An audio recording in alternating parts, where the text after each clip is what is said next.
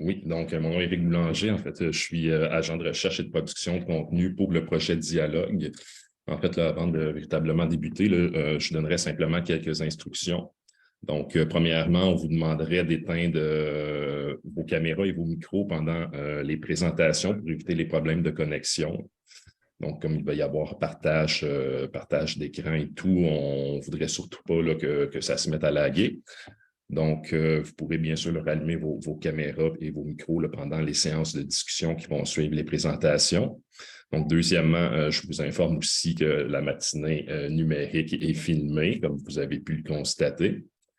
Donc, finalement, pour les séances de questions, en fait, on vous demanderait d'utiliser l'emoji de la petite main levée pour obtenir la parole ou encore aussi, vous pouvez faire vos questions par chat si vous préférez.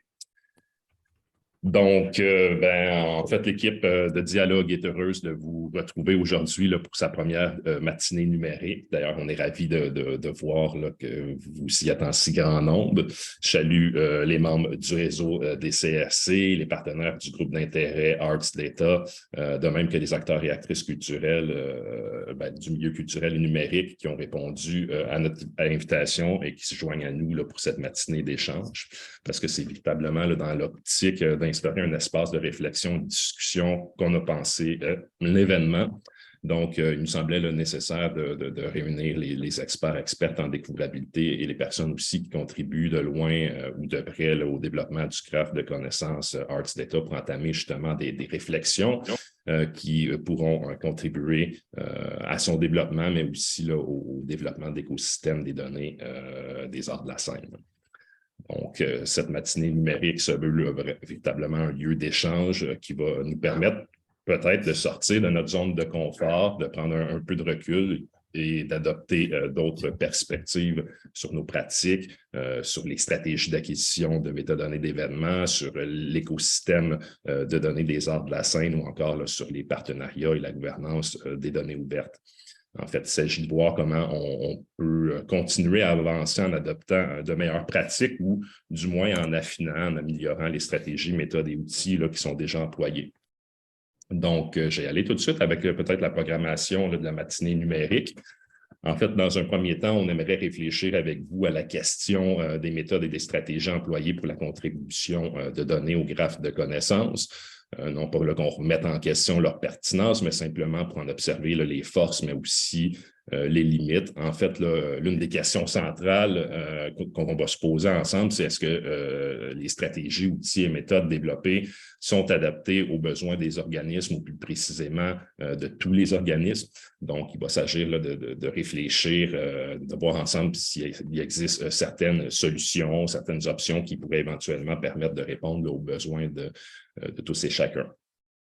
Donc, dans la première partie de l'événement, Frédéric Julien de Capacoa va proposer un retour sur les stratégies et les méthodes actuellement disponibles.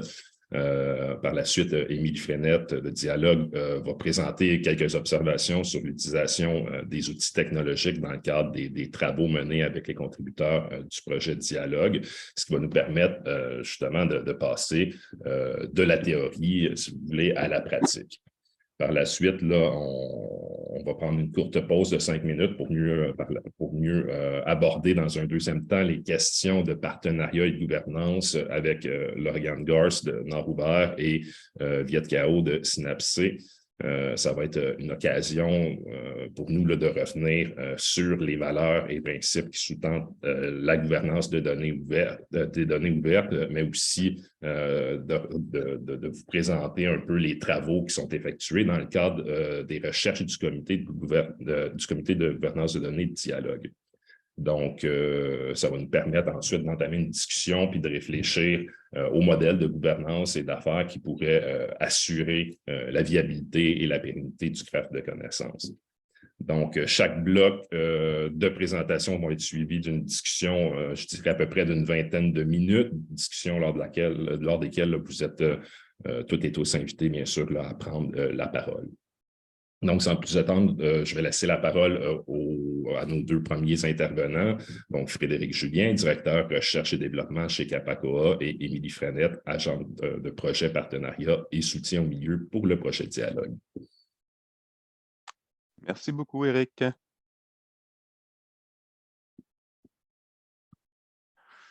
Alors, bonjour, bienvenue tout le monde. Je suis content de revoir beaucoup de personnes avec lesquelles j'ai travaillé pendant les dernières années, puis de voir aussi apparaître des nouveaux noms dans la liste des participants aujourd'hui. J'espère que on aura une belle rencontre ce matin.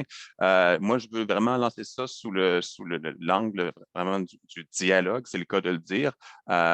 Donc, n'hésitez pas à mettre vos questions dans le chat et puis à intervenir en cours de présentation. Je commence par un bref rappel des fondements un peu plus théoriques et après ça, on va aller dans le pratique. Donc, rappel, on sait tous qu'un spectacle vivant, c'est un objet éphémère, c'est très intangible. À cause de ça, historiquement, les dépositaires du savoir que sont les bibliothèques ne se sont pas trop intéressés à la mise en données du spectacle vivant et ça explique en partie le fait que le spectacle souffre d'un déficit de découvrabilité numérique. Il y a eu plusieurs recherches de réaliser sur le sujet au Québec et ailleurs, mais les constats sont les mêmes partout. Faible utilisation des métadonnées, ce qui engendre une faible découvrabilité. Les solutions, on veut des métadonnées interopérables de bonne qualité, puis aussi une vision, une stratégie qui va unifier tout ça. La recherche, aussi, elle a progressé depuis plusieurs années, mais moi, je vais mettre l'accent sur notre rapport de recherche lié à l'avenir numérique des arts de la scène. Si vous n'êtes pas familier avec les notions de données ouvertes liées, là-dedans, on en explique plusieurs. Ce n'est pas un rapport de vulgarisation, mais n'empêche, il est quand même très pertinent. Les recommandations qui avaient été formulées par le comité aviseur et les auteurs étaient les suivantes. D'abord, de commencer dès maintenant à saisir des données ouvertes liées dans un graphe de connaissances pan-canadien qui existait déjà, Ars Data.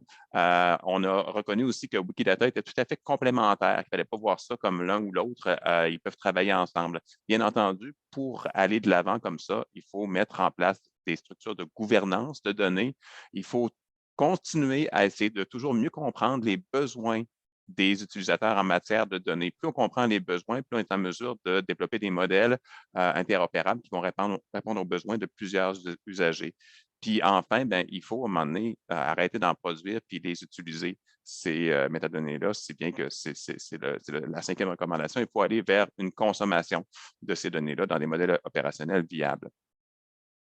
La vision qu'on a proposée, plutôt que d'avoir une approche très linéaire et très sectorielle du domaine du spectacle, on a plutôt proposé de décloisonner puis de favoriser une réutilisation des données. Une chaîne de valeur, c'est très, très linéaire. Donc, ça peut nous amener à réfléchir aux choses de façon un peu plus hiérarchique, un peu plus rigide. Mais pour y arriver, nous, ce qu'on a préconisé dès le début, c'est une approche complètement décentralisée vous pouvez voir sur ce graphique-là, qui est loin d'avoir l'air linéaire. Si on ouvre chacun nos bases de données, qu'on a une ontologie commune, donc qu'on a une interopérabilité sémantique, l'information peut circuler librement sans que ce soit tout le temps linéaire en temps ou en processus et donc nous permettre d'alimenter plusieurs applications qui vont répondre aux besoins des usagers en matière d'information. Le graphe de connaissances Ars Data. Donc, le graphe de connaissances, d'abord, c'est un outil, on connaît tous Google. Pourquoi est-ce que Google est capable de répondre à nos requêtes aussi rapidement? C'est parce qu'il s'est doté d'un graphe de connaissances. Un graphe de connaissances, c'est deux choses. C'est d'abord une base de données graphe, mais c'est aussi l'organisation du savoir à l'intérieur de cette base de données graphe-là. Donc, le savoir va être organisé à l'aide d'ontologies, va être codifié dans le format RDF. Et ce que ces technologies-là permettent, c'est la facilité d'ajout de nouveaux types d'informations. Dans nos bases de données traditionnelles relationnelles, ce sont des bases de données qui sont excellentes pour stocker toujours plus de la même quantité d'informations. Dès que tu veux changer un peu la structure de la base de données, ça devient compliqué. Si tu veux rajouter des affaires entièrement différentes qui n'avaient pas été prévues au départ, bonne chance, il faut quasiment prendre le projet à zéro. Les bases de données graphes sont beaucoup plus flexibles de ce point de vue-là et c'est donc une approche qui est très intéressante lorsqu'on veut intégrer des données de sources diverses. C'est l'approche qui est retenue dans Ars Data. On va parler aujourd'hui des différents outils qu'on peut utiliser pour aller fournir une donnée dans le graphe de connaissances ArtsData. Donc, je ne prendrai pas trop de temps maintenant, mais ce qui est important de comprendre, c'est que pour l'instant, ArtsData, c'est surtout une base de données graph, un modèle de données et plusieurs API. Donc, c'est fait pour être accessible par des développeurs, moins encore pour des usagers, mais on y arrivera éventuellement. Mais en termes de potentiel, le potentiel peut être énorme parce que, comme je l'ai dit plus tôt, une base de données graphes et les données graphes en général, c'est très expansible au niveau du type d'information qu'on peut avoir dedans. Ça peut permettre différents modèles d'être mis en concordance. Et ensuite, je crois qu'on a le potentiel ici d'alimenter plusieurs applications, plusieurs besoins en information à partir, pas nécessairement du graphe lui-même, parce que le graphe n'est qu'un point central où on peut accéder à d'autres sources de données. Le graphe n'est pas une base de données primaire. C'est une base de données secondaire pour faciliter l'accès à différentes sources de données, dont des répertoires comme SendPro, par exemple, qui est déjà en partie connecté à ArtsData, dont des bases de données ouvertes comme Wikidata, par exemple. Donc, quelles sont nos stratégies d'acquisition de métadonnées? Pour l'instant, on s'est beaucoup axé sur les événements. On a d'autres stratégies aussi pour acquérir des données à propos des organismes et des artistes. C'est ce qu'on a fait notamment avec SendPro. On a été chercher les données descriptives sur les organismes dans SendPro. On l'a fait avec plusieurs autres associations dans le reste du Canada. Mais aujourd'hui, on va se pencher surtout sur la question de la métadonnée d'événements. Donc, il y a pour l'instant 4 approches potentielles qui sont plus ou moins utilisées à l'heure actuelle. La première approche, qui est celle qu'on préconise le plus, c'est l'emploi de données structurées en format JSON-LD directement sur les sites Web des organismes. Il y a par ailleurs, vous aurez peut-être entendu parler de l'application Footlight, développée par Culture Creates. On va en entendre parler davantage avec Émilie tout à l'heure, qui est une application qui permet de moissonner les informations non structurées sur le site Web de l'organisme et avec une interface de validation, l'organisme peut confirmer l'information qui a été convertie par le robot et aussi en même temps profiter pour faire des liens vers d'autres entités. Je vais le décrire un peu plus en détail très bientôt. Il y a par ailleurs l'accès par le biais d'API. Pour l'instant, c'est encore peu utilisé, mais il y a un fort potentiel de pouvoir aller acquérir de l'information directement d'une base de données en s'y connectant par le biais d'une API. On le fait présentement avec SendPro, mais SendPro n'est pas une source de données d'événements pour l'instant, mais c'est une approche qui est techniquement a un gros potentiel en matière de volume. Enfin, il reste la question de la saisie directe. Et là, bon, je vais faire un aperçu plus détaillé des avantages et désavantages de chacun. Donc, les données structurées JSON-LD. Le gros avantage, c'est la provenance et le fait que l'organisateur de l'événement a le contrôle complet et aussi l'autorité sur ces métadonnées. La métadonnée, elle est utilisable par le biais de ArtsData, mais elle est aussi utilisable directement par des moteurs de recherche qui rendent l'information disponible par la suite à leurs usagers. Donc, du point de vue de l'organisateur de l'événement, c'est une approche qui comporte énormément d'avantages. Maintenant, on a des gros problèmes puisqu'il existe très, très peu, en fait, il n'existe aucun plugin ou logiciel en français qui permet de produire une donnée structurée de qualité qui répond à toutes les exigences d'information dans le domaine du spectacle. C'est pour ça qu'on s'est basé sur un gabarit développé par la Danse sur les routes du Québec pour développer notre propre gabarit de données structurées qu'on continue de mettre à jour au fur et à mesure que les pratiques exemplaires évoluent dans ce domaine-là. Est-ce que c'est en anglais scalable? Est-ce qu'on peut amener ça à une échelle supérieure et aller chercher beaucoup de données? Oui, tout à fait. Donc, ça, c'est les gros avantages. Mais par contre, il y a des désavantages. C'est que ça exige un minimum de connaissances techniques. Comme j'ai mentionné, comme il n'y a pas de logiciel qui produit des données complètes pour des représentations de spectacles, bien, ceux qui s'appuient sur un logiciel, parfois nous fournissent une donnée qui est pas très, très exhaustive, où il va y avoir vraiment juste les informations minimum et c'est à peine réutilisable. Autre désavantage, c'est que la plupart du temps, les données ne sont pas liées. Dans les données structurées schema, il y a des propriétés qui sont les mêmes choses que en RDF ou en modèle relationnel, mais les valeurs vont être des chaînes de caractères plutôt que des entités qui ont leur propre URI et que donc on peut lier à autre chose. C'est possible de mettre de la donnée liée en données structurées schema, mais c'est généralement pas fait. Donc, en termes de potentiel de réutilisation, pour lier avec autre chose, c'est limité. L'application Footlight vient répondre à tous ces désavantages-là parce que ça aide à produire une donnée exhaustive de qualité. Les données sont liées à des entités. La personne qui va sur l'interface usagée va se faire recommander des entités qui existent déjà, qui ont le même nom, et va pouvoir confirmer qu'il s'agit bien de la bonne entité. C'est une application qu'on peut essayer de porter à une plus grande échelle, mais on n'arrivera pas à faire en sorte que tout le monde dans le secteur utilise cette application-là parce que ça exige quand même un minimum de temps de la part de l'usager. Et c'est la ressource qui est la plus rare présentement dans le secteur. Par ailleurs, il y a un autre désavantage, c'est que même si Culture Creates a développé un code qui permet à l'usager de republier les données sur le site web de l'organisme, très peu d'usagers le font. Donc, même si la donnée est disponible dans Ars Data, si on veut avoir une découvrabilité immédiate par le biais des moteurs de recherche, on ne peut pas s'appuyer uniquement sur Ars Data. Il faut que l'information soit disponible sur le plus grand nombre possible de sites web, y compris le site web de l'organisateur, avec des données structurées. Accès par les API. Donc, les billetteries, c'est intéressant parce que si l'organisateur du spectacle nous donne accès à des informations sur le spectacle lui-même, les billetteries, elles, ont accès aux données du type offer en langage schema. Donc, est-ce que les billets sont toujours disponibles? Quel est le prix des billets, etc. Ça, c'est hyper important du point de vue des moteurs de recherche. Google n'est pas intéressé à un événement s'il n'y a pas une donnée offre qui y est associée. C'est très scalable.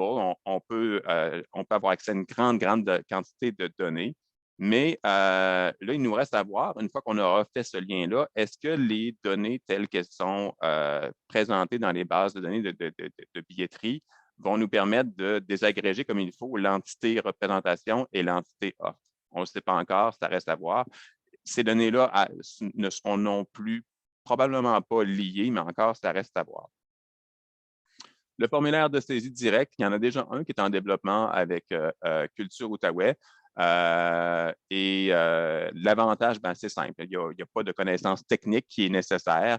C'est une stratégie qui est très adaptée et de ce point de vue-là, ça m'intéresse. C'est adapté aux organismes qui présentent un nombre relativement restreint d'événements. Parmi les organismes de diffuseurs de spectacles, généralement, oui, ils vont avoir un grand nombre, mais si on pense à une petite compagnie de danse, une petite compagnie de théâtre qui va avoir peut-être une production par année avec 2 ou 3 représentations, 4 maximum, là, se lancer dans un gros projet schema, ça demande du temps, alors qu'un petit formulaire comme ça serait peut-être la meilleure solution pour eux autres. Est-ce qu'on peut aller porter ça à une grande échelle? Non, pas du tout, parce que c'est hyper chronophage. Il y a aussi un risque de saisie multiple. Si l'événement a déjà été mis dans Ars Data par le biais d'une API ou par d'autres moyens, là, une personne peut se trouver à perdre son temps à créer un doublon dans la banque de données alors que l'information est déjà disponible. La donnée, généralement, n'est pas mise à jour dans un formulaire, elle est fournie une fois, puis ça reste là, donc ça peut devenir désuet. Et bien entendu, ces données-là ne seront pas liées. Donc, il y a quand même des gros désavantages. Là-dessus, je passe la parole à Émilie parce que c'est elle qui va pouvoir nous dire comment ces outils-là sont employés sur le terrain. Oui, donc je vais partager mon écran. Ça va bien. En admettant des nouvelles personnes. Bon, parfait. Parfait. Donc, bonjour à tous. Donc, la plupart, on se croise ou on travaille ensemble, mais je vais me présenter quand même. Donc, Émilie Frenette, je suis l'agente de projet partenariat soutien au milieu pour Dialogue. Donc, c'est moi qui travaille essentiellement avec les contributeurs les ADN et Tammy de Culture Creates qui est dans le chat aujourd'hui. Donc, je vais commencer brièvement. Donc, je vais juste faire un petit pas en arrière peut-être. Donc, la plupart, vous connaissez déjà un peu le projet Dialogue en général, sans aller dans les détails, ou même il y en a plusieurs d'entre vous qui participaient au projet Dialogue. Donc, je vais juste revenir un peu sur ce qu'on fait avec eux, la stratégie un peu d'accompagnement, puis quel type de contributeurs qu'on a dans le projet. J'ai mis ici notre stratégie d'accompagnement, les contributeurs qui participent actuellement au projet. C'est la même liste qui est disponible sur notre site web, donc il n'y a rien de confidentiel ou de caché. Simplement, très rapidement, pour repasser, pour qu'on puisse les aider à avoir des données structurées, puis les lier à Arts Data, puis à augmenter un peu leur niveau de littératie numérique, puis d'avoir des bonnes pratiques. On a tout un parcours qu'on établit de concert avec la Culture Créée, qui est le fournisseur technologique pour le projet. Donc, d'abord, avant même le diagnostic préliminaire, on leur envoie un questionnaire de mise en ligne pour leurs événements. Donc, est-ce qu'ils savent c'est quoi une donnée structurée, combien ils ont d'événements par année, leur capacité dans des salles, etc. On les rencontre pour présenter le projet. Après ça, avec la Culture Créée, on va faire un diagnostic préliminaire, donc de dire si votre site, oui ou non, des données structurées, est-ce que vous avez une billetterie, par exemple, avec Tuxedo? Voir comment on peut les aider. Après ça, on leur fait une recommandation, on leur fait signer une lettre d'engagement, puis après ça, les travaux commencent concrètement. La plupart, les travaux sont déjà bien entamés, puis on en a déjà quelques-uns qui ont terminé leur parcours. Donc, on a déjà commencé à avoir de la rétroaction sur leur expérience. Donc, c'est sûr que sur les enjeux rencontrés, c'est sûr que je vais en parler un petit peu aujourd'hui. Pour voir comment on peut s'améliorer dans le temps, puis quelles solutions les partenaires aussi pourraient être amenés à développer. Donc, dans les contributeurs qu'on a présentement, si vous en connaissez quelques-uns, vous pouvez remarquer que c'est très, très différent. Ça va autant des agrégateurs à des calendriers culturels régionaux que des villes, que des salles de spectacle. Il y en a qui ont un peu moins de 100 événements par année, il y en a qui en ont plus de 500. C'est extrêmement variable. Les ressources disponibles dans chaque organisme, même chose, très variable. Il y a des cas particuliers, par exemple, il y en a qui n'hébergent pas les événements sur leur site web, c'est uniquement sur les billetteries, ça peut causer d'autres problématiques. Donc, je vais en parler un petit peu plus loin. Donc, pour revenir sur les options que nous, c'est déterminé à proposer aux contributeurs, c'est les 3 qui revenaient les plus communes. Donc, je l'ai pris, par exemple, directement d'un diagnostic préliminaire qu'on a envoyé à un contributeur. C'est 3 des 4 options que Frédéric a parlé un peu plus tôt. Donc, le gabarit de données structurées qu'on a mis dans le chat il y a quelques minutes, si vous voulez aller le consulter. Pour le structurer à partir du site web. Sinon, l'API de billetterie, si c'est disponible. Puis finalement, Footlight, qui est l'outil de la culture créée. En ce moment, ce qui arrive, c'est le 2/3 des contributeurs ont choisi le gabarit de données, puis le tiers a choisi Footlight. Le gabarit de données avait l'avantage aussi que la plupart des contributeurs ont un fournisseur pour leur site web. Ce n'est pas nécessairement eux qui s'occupent de tout mettre dans leur site web. Donc, ils pouvaient le donner à leur fournisseur, puis eux, ils s'occupaient de faire l'implémentation du gabarit. Puis, je ne mettais pas de contrainte de temps pour eux, ça réduisait, puis il y avait simplement un suivi à faire avec eux. Si ça se présentait, c'était une option qui était quand même assez privilégiée. L'autre option qui a été populaire aussi, c'était Footlight. Ça a été peut-être, il y a une option de coût aussi en ce moment. Footlight pour les contributeurs de dialogue est gratuit. Ils n'ont pas de soumission à faire à un fournisseur pour modifier leur site web. Ils peuvent aussi le faire manuellement. Il y a une contrainte de temps aussi que Frédéric mentionnait, mais on a vu, par exemple, un organisme qui avait 250 événements, ça lui avait pris 1 heure de passer dans tous ces événements. Puis maintenant, il y a une option de vérification automatique qui est dans l'outil Footlight. Donc, il n'y a pas moins cette contrainte-là par rapport au temps. C'est sûr que ça dépend du nombre d'événements, ça dépend aussi, on montre quand même le fonctionnement de Footlight aux contributeurs, on fait une rencontre, mais ça dépend aussi du niveau d'aisance de la personne qui est responsable pour le projet. Puis finalement, l'API de billetterie, Ce n'est pas une option qui a été choisie pour l'instant pour la simple raison que les billetteries en ce moment, c'est des très gros organismes. De créer un API spécifiquement pour un organisme, ça n'a pas été un succès d'aller chercher, par exemple, Tuxedo puis demander pour un organisme qui a 100 événements par année de créer une API spécifiquement pour eux. Donc, c'est pour ça que l'option n'a pas été utilisée. Sinon, petit commentaire aussi, on a des organismes, par exemple, qui n'ont peut-être pas de données structurées en ce moment, mais ils vont refaire leur site web dans les prochains mois, années. Donc, ils ont choisi Footlight temporairement pour pouvoir pallier puis avoir des données structurées en attendant le nouveau site web. Puis, à terme, ça serait d'implanter le gabarit de données structurées pour que ça soit déjà intégré dans le site web, puis que ça demande un peu moins de manipulation de la part des contributeurs. Donc, c'est ce qu'on a remarqué pour l'instant. Donc, dans les enjeux, brièvement. Donc, c'est sûr qu'au niveau de la littératie numérique, ça peut être des concepts qui sont assez difficiles à comprendre si c'est des gens qui sont responsables de billetterie, de marketing, de communication.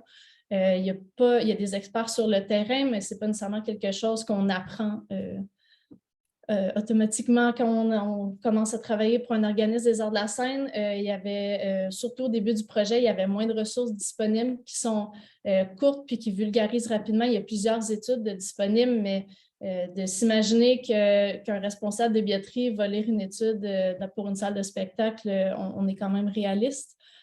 Sinon aussi, par rapport à nos contributeurs, il y en a plusieurs qui nous ont dit que ça a pris plusieurs rencontres avant qu'ils comprennent vraiment les objectifs du projet, comment les appliquer, puis à quoi ça servait finalement, puis c'était quoi les retombées.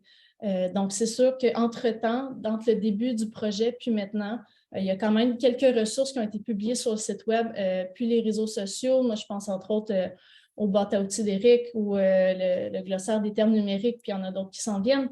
Mais il faut quand même continuer d'aller dans cette direction-là, pas juste le projet, pas juste dialogue, mais d'aller vers la publication de ce type d'outils-là. Puis sinon, si on n'y échappe pas, le milieu des arts de la scène, comme partout ailleurs, c'est les ressources.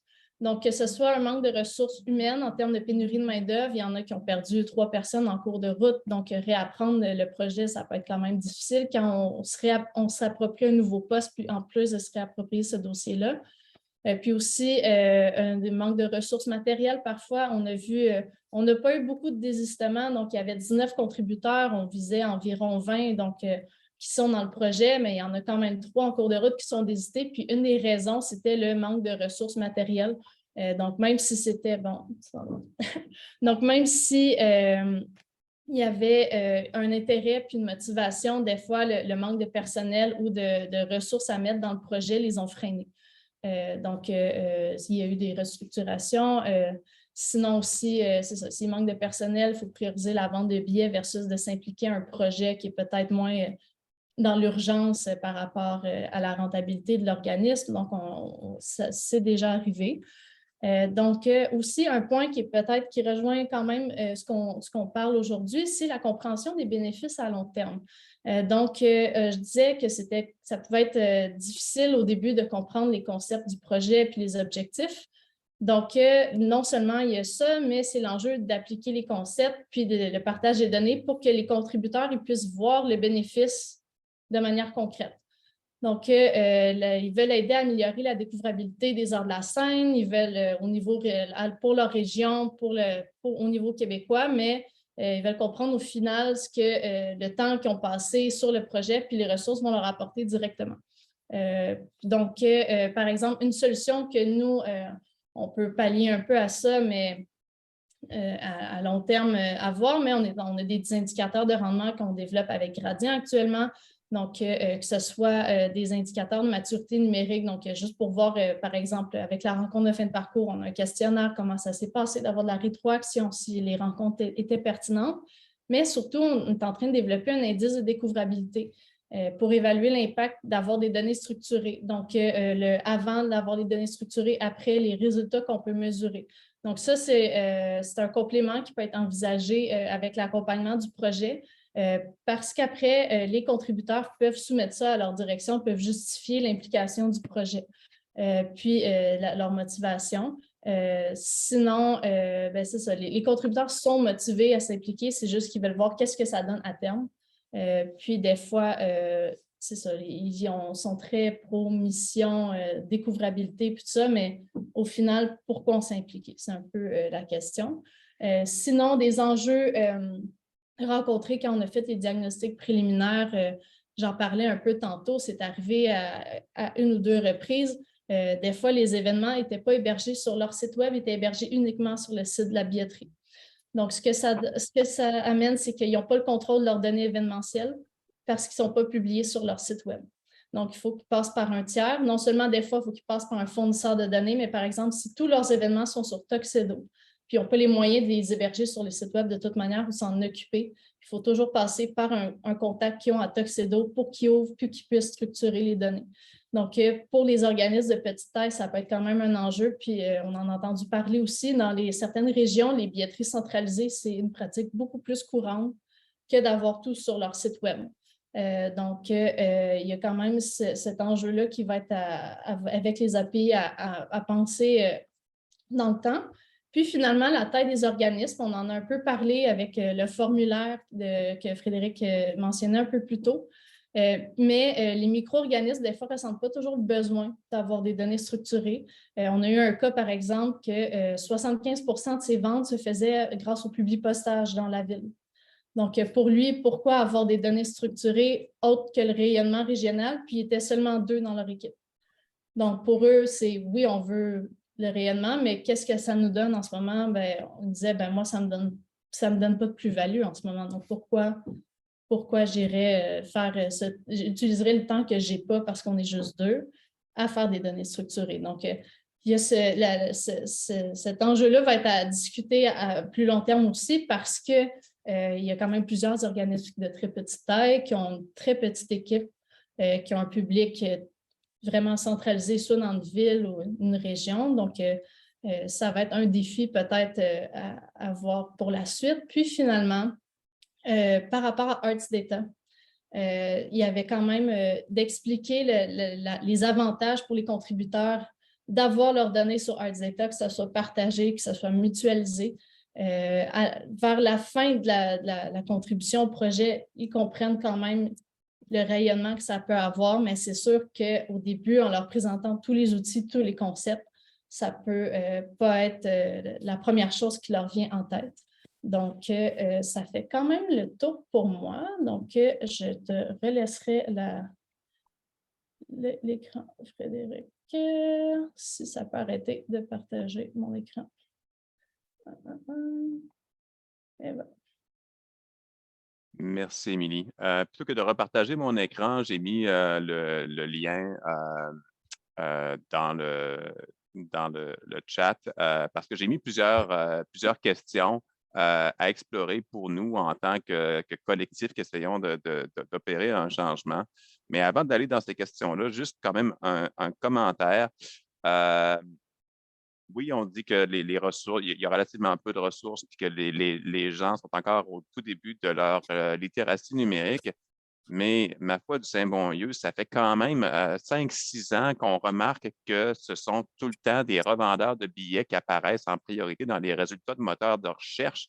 Puis on le sait pourquoi. Parce qu'ils utilisent ces technologies-là, puis que nous autres, on ne le fait pas. Donc, je commence à perdre un peu patience, excusez-moi d'avoir ce moment éditorial-là, perdre un peu patience avec le secteur qui dit ben, on n'a pas le temps, on n'a pas assez de ressources. Ben, voulez-vous les vendre, vos billets ou non? Commentaire terminé. Parmi nos grosses questions qu'on a, bon, OK, fine, les gens commencent enfin à publier de la donnée structurée. C'est hyper le fun. Maintenant, on se demande, nous, au sein du groupe d'intérêt Arstata, bon, ben, OK, maintenant, comment est-ce qu'on va déterminer quel site on devrait moissonner? Est-ce qu'on doit se donner une interface pour dire, s'il vous plaît, moissonnez mon site web? Ça pourrait être simple, mais est-ce que les gens vont l'utiliser? On ne sait pas. Donc, si la donnée est là, nous, on peut envoyer des robots partout, là, mais à un moment donné, on doit avoir une efficacité aussi sur le plan technologique. Ensuite, on doit se demander, j'ai parlé plus tôt que la donnée structurée, elle est parfois d'un niveau de qualité et d'exhaustivité variable. Donc, on doit définir quels vont être nos critères minimums d'exhaustivité et de qualité pour qu'une métadonnée d'événement soit jugée réutilisable. Pour l'instant, on a très, très peu de cas de réutilisation de la donnée. Donc, la question ne se pose pas, mais elle va se poser très, très bientôt. Question en parallèle à ça. Est-ce qu'on peut, est-ce qu'on devrait offrir un certain mécanisme de rétroaction pour que les gens qui ont des données qui ne satisfont pas aux critères d'évaluation, dont les données sont peut-être moissonnées, mais vont rester cachées dans Ars Data, peut-on les laisser savoir qu'il leur manque un petit plus pour pouvoir passer la barre puis faire en sorte que leurs données soient réutilisables? C'est des questions pour lesquelles on n'a pas encore de réponse, mais elles sont là juste devant nous maintenant. On commence à en parler ensemble. Il va falloir qu'on trouve les réponses à ces questions-là. Est-ce que quelqu'un a envie de réagir par rapport à ces premières questions?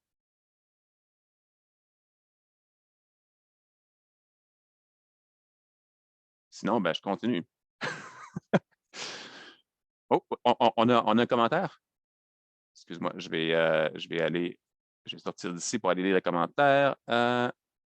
Ou une main levée? Oui, Jean-Robert, vas-y. Oui, Jean-Robert.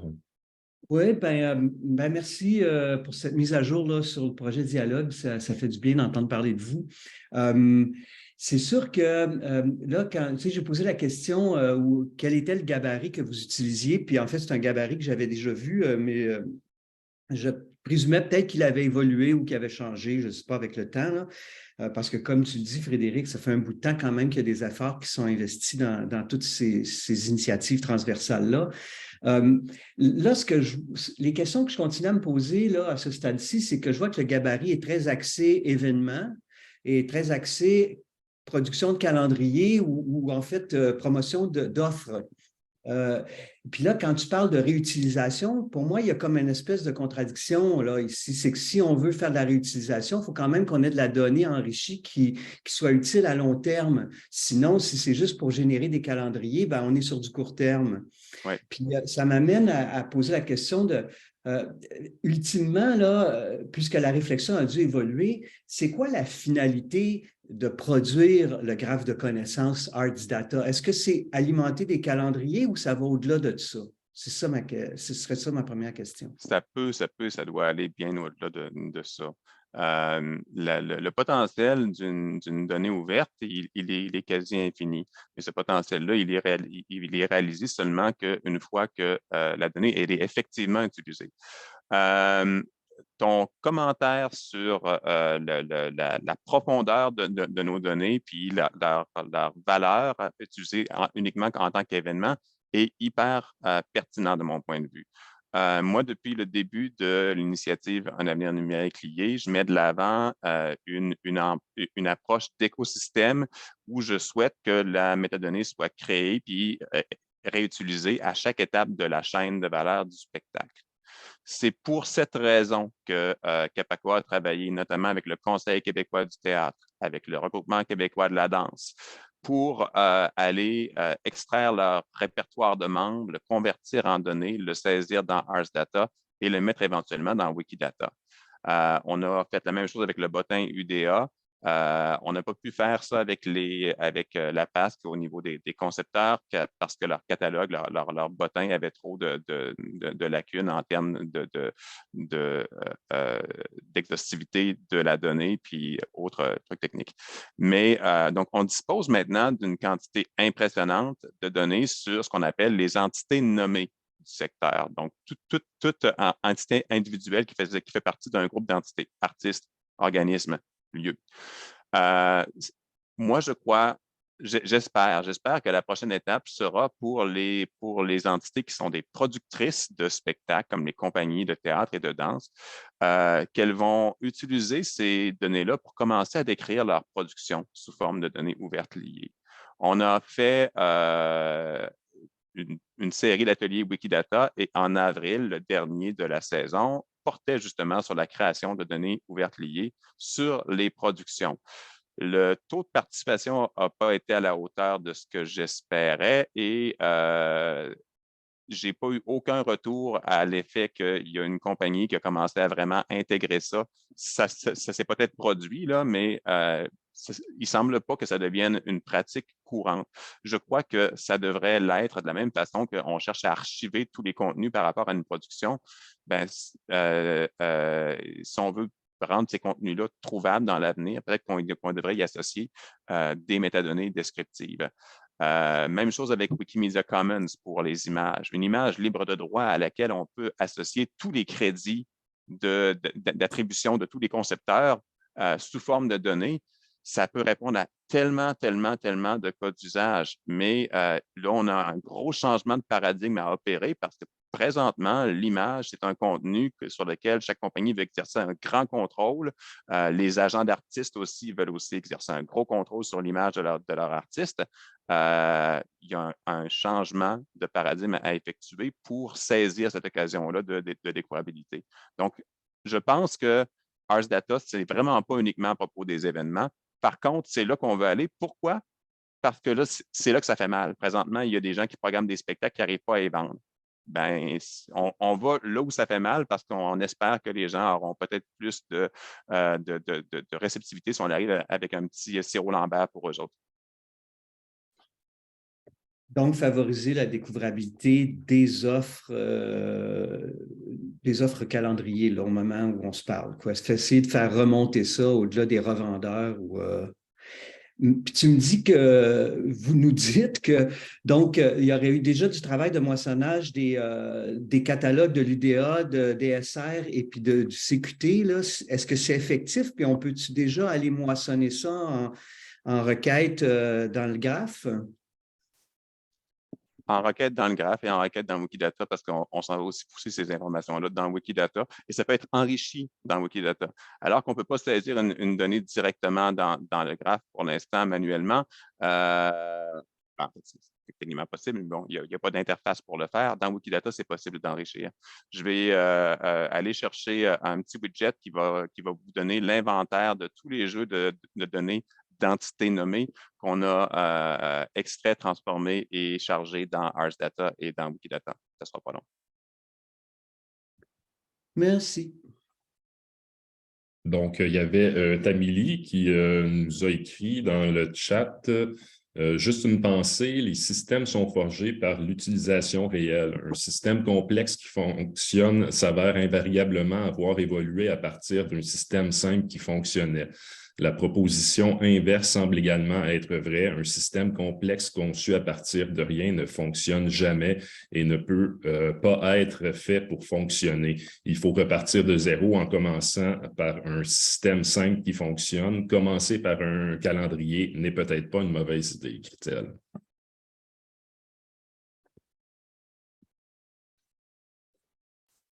Donc, est-ce qu'il y avait d'autres questions, commentaires?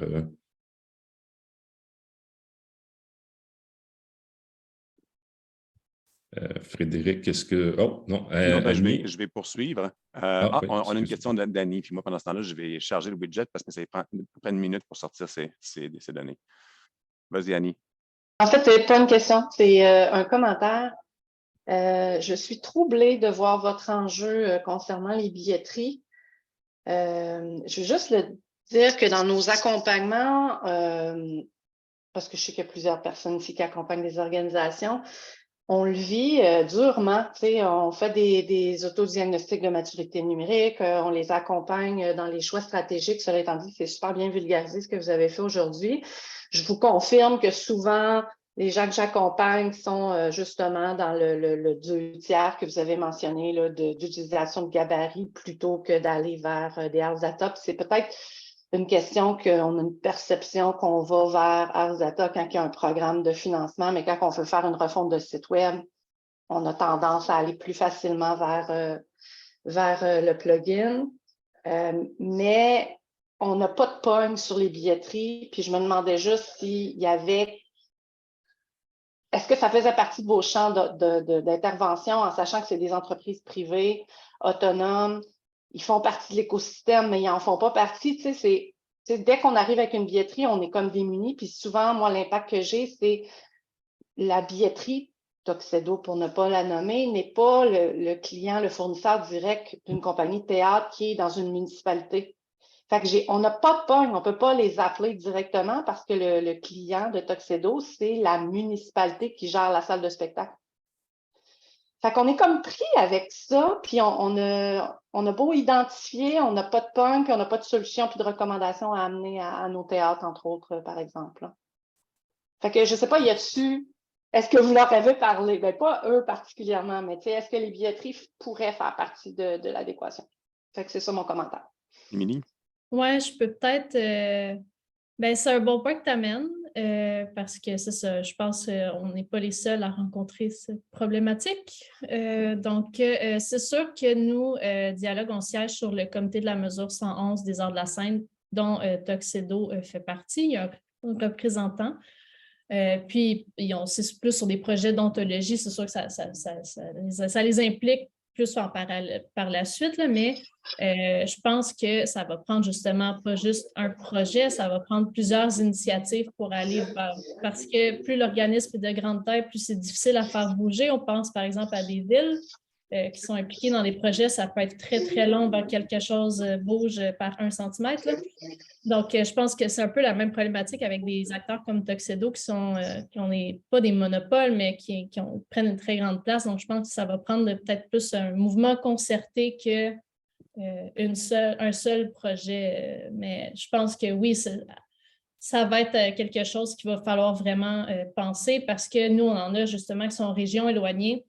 Ils dépendent beaucoup plus de billetterie centralisée, même si l'organisme est de moyenne taille sans être un micro-organisme. Donc, ça fait qu'ils sont dépendants de ces billetteries-là pour leurs événements. Puis, c'est ça. Si on veut apporter des changements ou d'instaurer des meilleures pratiques, mais on n'aura pas le choix de passer par eux. Donc, je pense que oui, effectivement, ça va être important à long terme. De ma part, un complément de réponse rapide du point de vue de Capacoa, comme on a un mandat pan-canadien, nous, on aurait à négocier avec une vingtaine de fournisseurs de services de billetterie. Et dans différentes régions du pays, il y a certains fournisseurs qui sont dominants, qui ne seront pas les mêmes qu'ailleurs. Donc, de notre perspective, ce n'est pas pantoute un low-hanging fruit, là. Au contraire. Il y a un dernier point que je voulais aborder avec vous, c'était l'enjeu de la réconciliation. Il nous reste plus beaucoup de temps avant la pause, mais je veux quand même le mentionner parce que si on escamote ça aujourd'hui, on escamote le morceau qui s'en vient le plus important dans les prochaines années. On est en train présentement d'acquérir de la donnée de plusieurs sources. Acquérir, c'est un grand mot. Là, ça peut à nous autres à continuer d'appartenir aux fournisseurs de la donnée, mais on est en train de la mettre à disposition, de l'exposer dans Ars Data à partir de données de plusieurs sources. Plus on a de sources différentes, plus il devient probable qu'une donnée, qu'une entité soit répertoriée à partir de plus qu'une source dans Ars Data. Que fait-on lorsque le même événement est décrit de 2, 3, 4 sources différentes? Est-ce qu'on doit d'abord, est-ce qu'on a la capacité de reconnaître qu'il s'agit du même événement? Ars Data, oui, il y a une API de réconciliation. Les technologies qui ont été employées pour développer Ars Data, ce sont des technologies qui sont 100% adaptées à la réconciliation. Et d'ailleurs, Culture Creates participe à un groupe de travail sur la réconciliation du W3C. Donc, on est vraiment à le fer de lance de la réconciliation de données sur les arts. Mais il y aura des grosses questions qui vont survenir à ça. Mais le jour où on reconnaît qu'on a 3 événements, en fait, le même événement qui sont de 3 sources différentes et que la donnée diverge, sur quelle base on va choisir quelle donnée recommander à l'usager? Bien entendu, l'usager, on va toujours lui donner le choix de choisir sa source préférée. Mais si l'usager n'a pas une source préférée, laquelle lui recommander, sur quelle base? Ce seront des questions importantes qui vont se poser. Et l'enjeu de la réconciliation, il devient aussi fondamental parce que au départ, ce qu'on a souhaité avec un outil comme le graphe de connaissances Ars Data, c'était de proposer une solution au problème de la saisie multiple de la même donnée à plusieurs endroits. Ce problème-là, il ne sera pas résolu automatiquement. Mais si on n'a pas une capacité de réconcilier, puis qu'on crée de reconnaître qu'une donnée est la même, Si on crée un formulaire de saisie puis que les gens saisissent à la mitaine et qu'ils créent un doublon, bien, moi, je pense qu'on doit évoluer vers une capacité de reconnaître dès le moment de la saisie qu'on on est en création de doublons, puis de suggérer à l'usager, hey, ton information, elle existe déjà dans le graphe. Est-ce qu'elle est juste?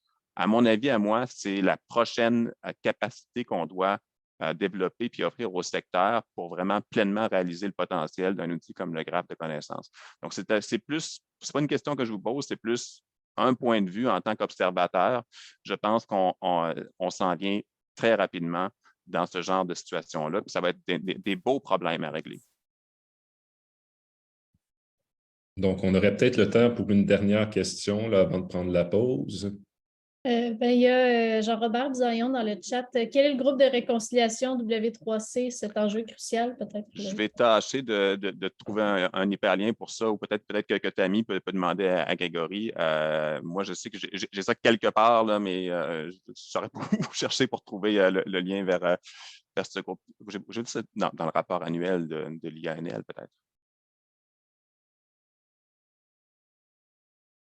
Et dernière chose, j'ai parlé du widget qui permettait de montrer les sources de données. Donc, les voilà. Ça prend à peu près une minute pour aller faire l'ensemble des requêtes, là, mais ça donne ça. Donc, on voit les sources de données au Québec, au Canada. Donc, on a Sainte-Pro, l'Union des artistes, le Conseil québécois du théâtre, le Regroupement québécois de la danse. Dans le reste du Canada, on a Orchestre Canada, on a le répertoire des artistes japonais-canadiens. On a IPA, c'est Indigenous Performing Arts Alliance, donc des artistes autochtones du Canada, et le répertoire des membres de Capacoa. Et aussi quelques données de Ars Data qui proviennent en quelque sorte de Ars Data qui ont été poussées vers Wikidata par le biais du travail qu'on a fait ensemble. Ça fait en tout quelque chose, là, je n'ai pas mis à jour mon total, là, mais on a plus de 5000 entités qui ont été comme ça déposées dans Wikidata.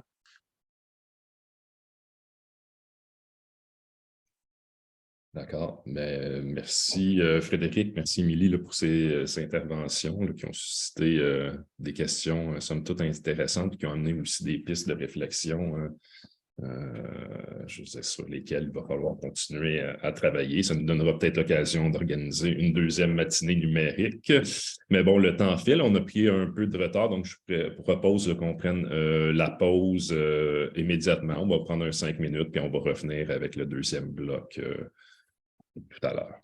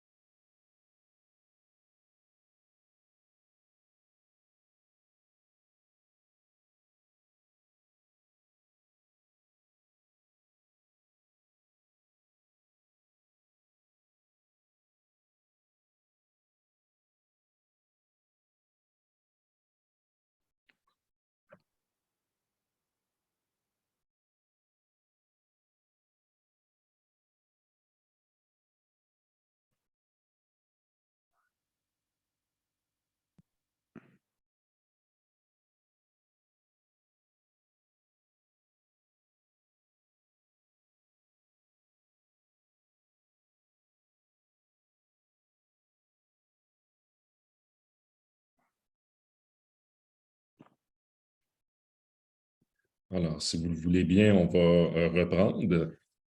Donc, bienvenue là, à cette matinée numérique de dialogue. Comme je vous le disais là, un peu plus tôt, pour ce deuxième bloc, on vous propose de réfléchir ensemble aux questions de partenariat et de gouvernance de données. D'abord, Lauriane Garce, gestionnaire de programme chez Nord-Ouvert, il ira d'une présentation intitulée « Vers une gouvernance cohérente des données numériques, faire des données les alliés de vos objectifs ».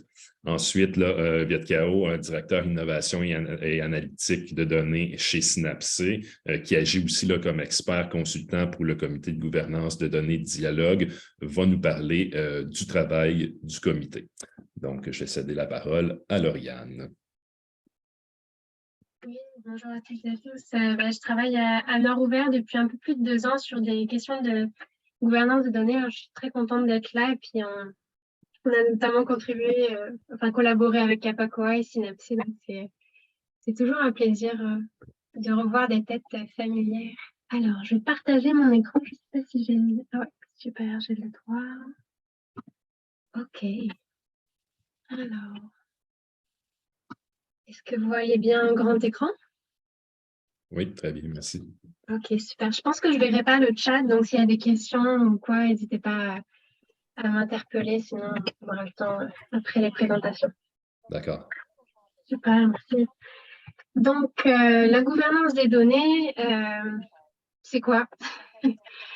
C'est par ça que je vais commencer, vraiment inviter à démystifier un peu ce que ça peut être et rendre ça le plus accessible possible.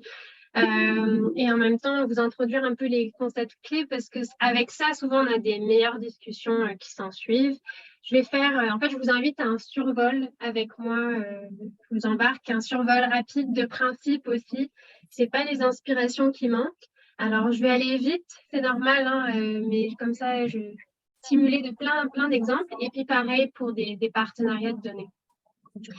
Peut-être rapidement, pour celles et ceux qui ne connaissent pas Nord-Ouvert, on a été fondé en 2011. On est un organisme à but non lucratif, connu et reconnu au Canada pour la gouvernance des données, le partage et l'ouverture des données, aussi des thématiques de ville intelligente ouverte, de consultation publique, de gouvernement ouvert.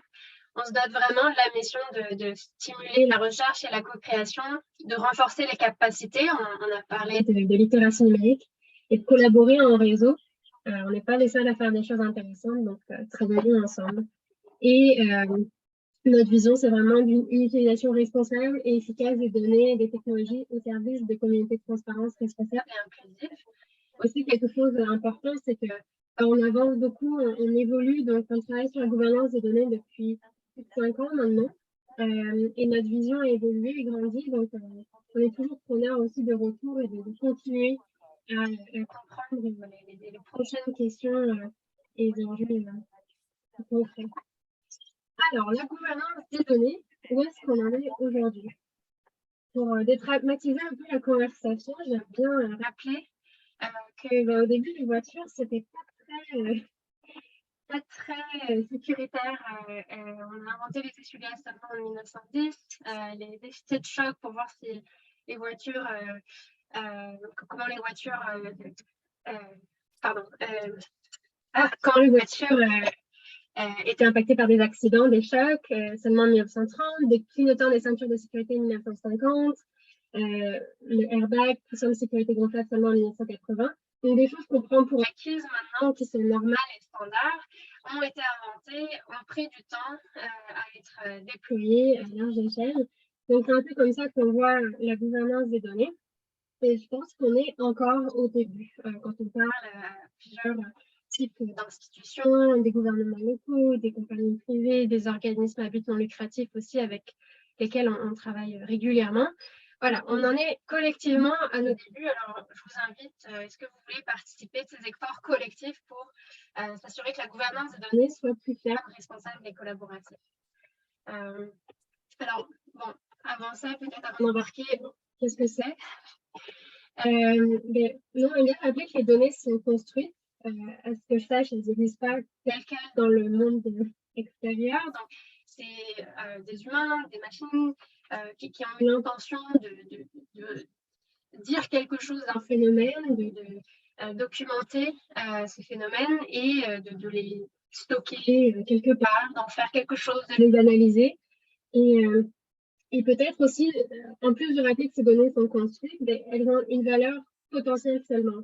Par exemple, si on sait, s'il y a une donnée quelque part de l'existence d'un spectacle demain dans un théâtre, si on n'en fait rien, que ça reste juste dans une petite base de données, que ce n'est pas partagé ou partagé juste sur un site dont personne n'a le lien, on voit bien qu'il y a plein potentiel et que ça prend des décisions qui doivent être prises pour aller atteindre ce potentiel. Donc, c'est vraiment pour ça qu'on définit la gouvernance des données autour de cette notion de décision qui vont aller réaliser la valeur potentielle. Et la gouvernance des données va vraiment englober tous les facteurs qui vont influencer les décisions relatives aux données.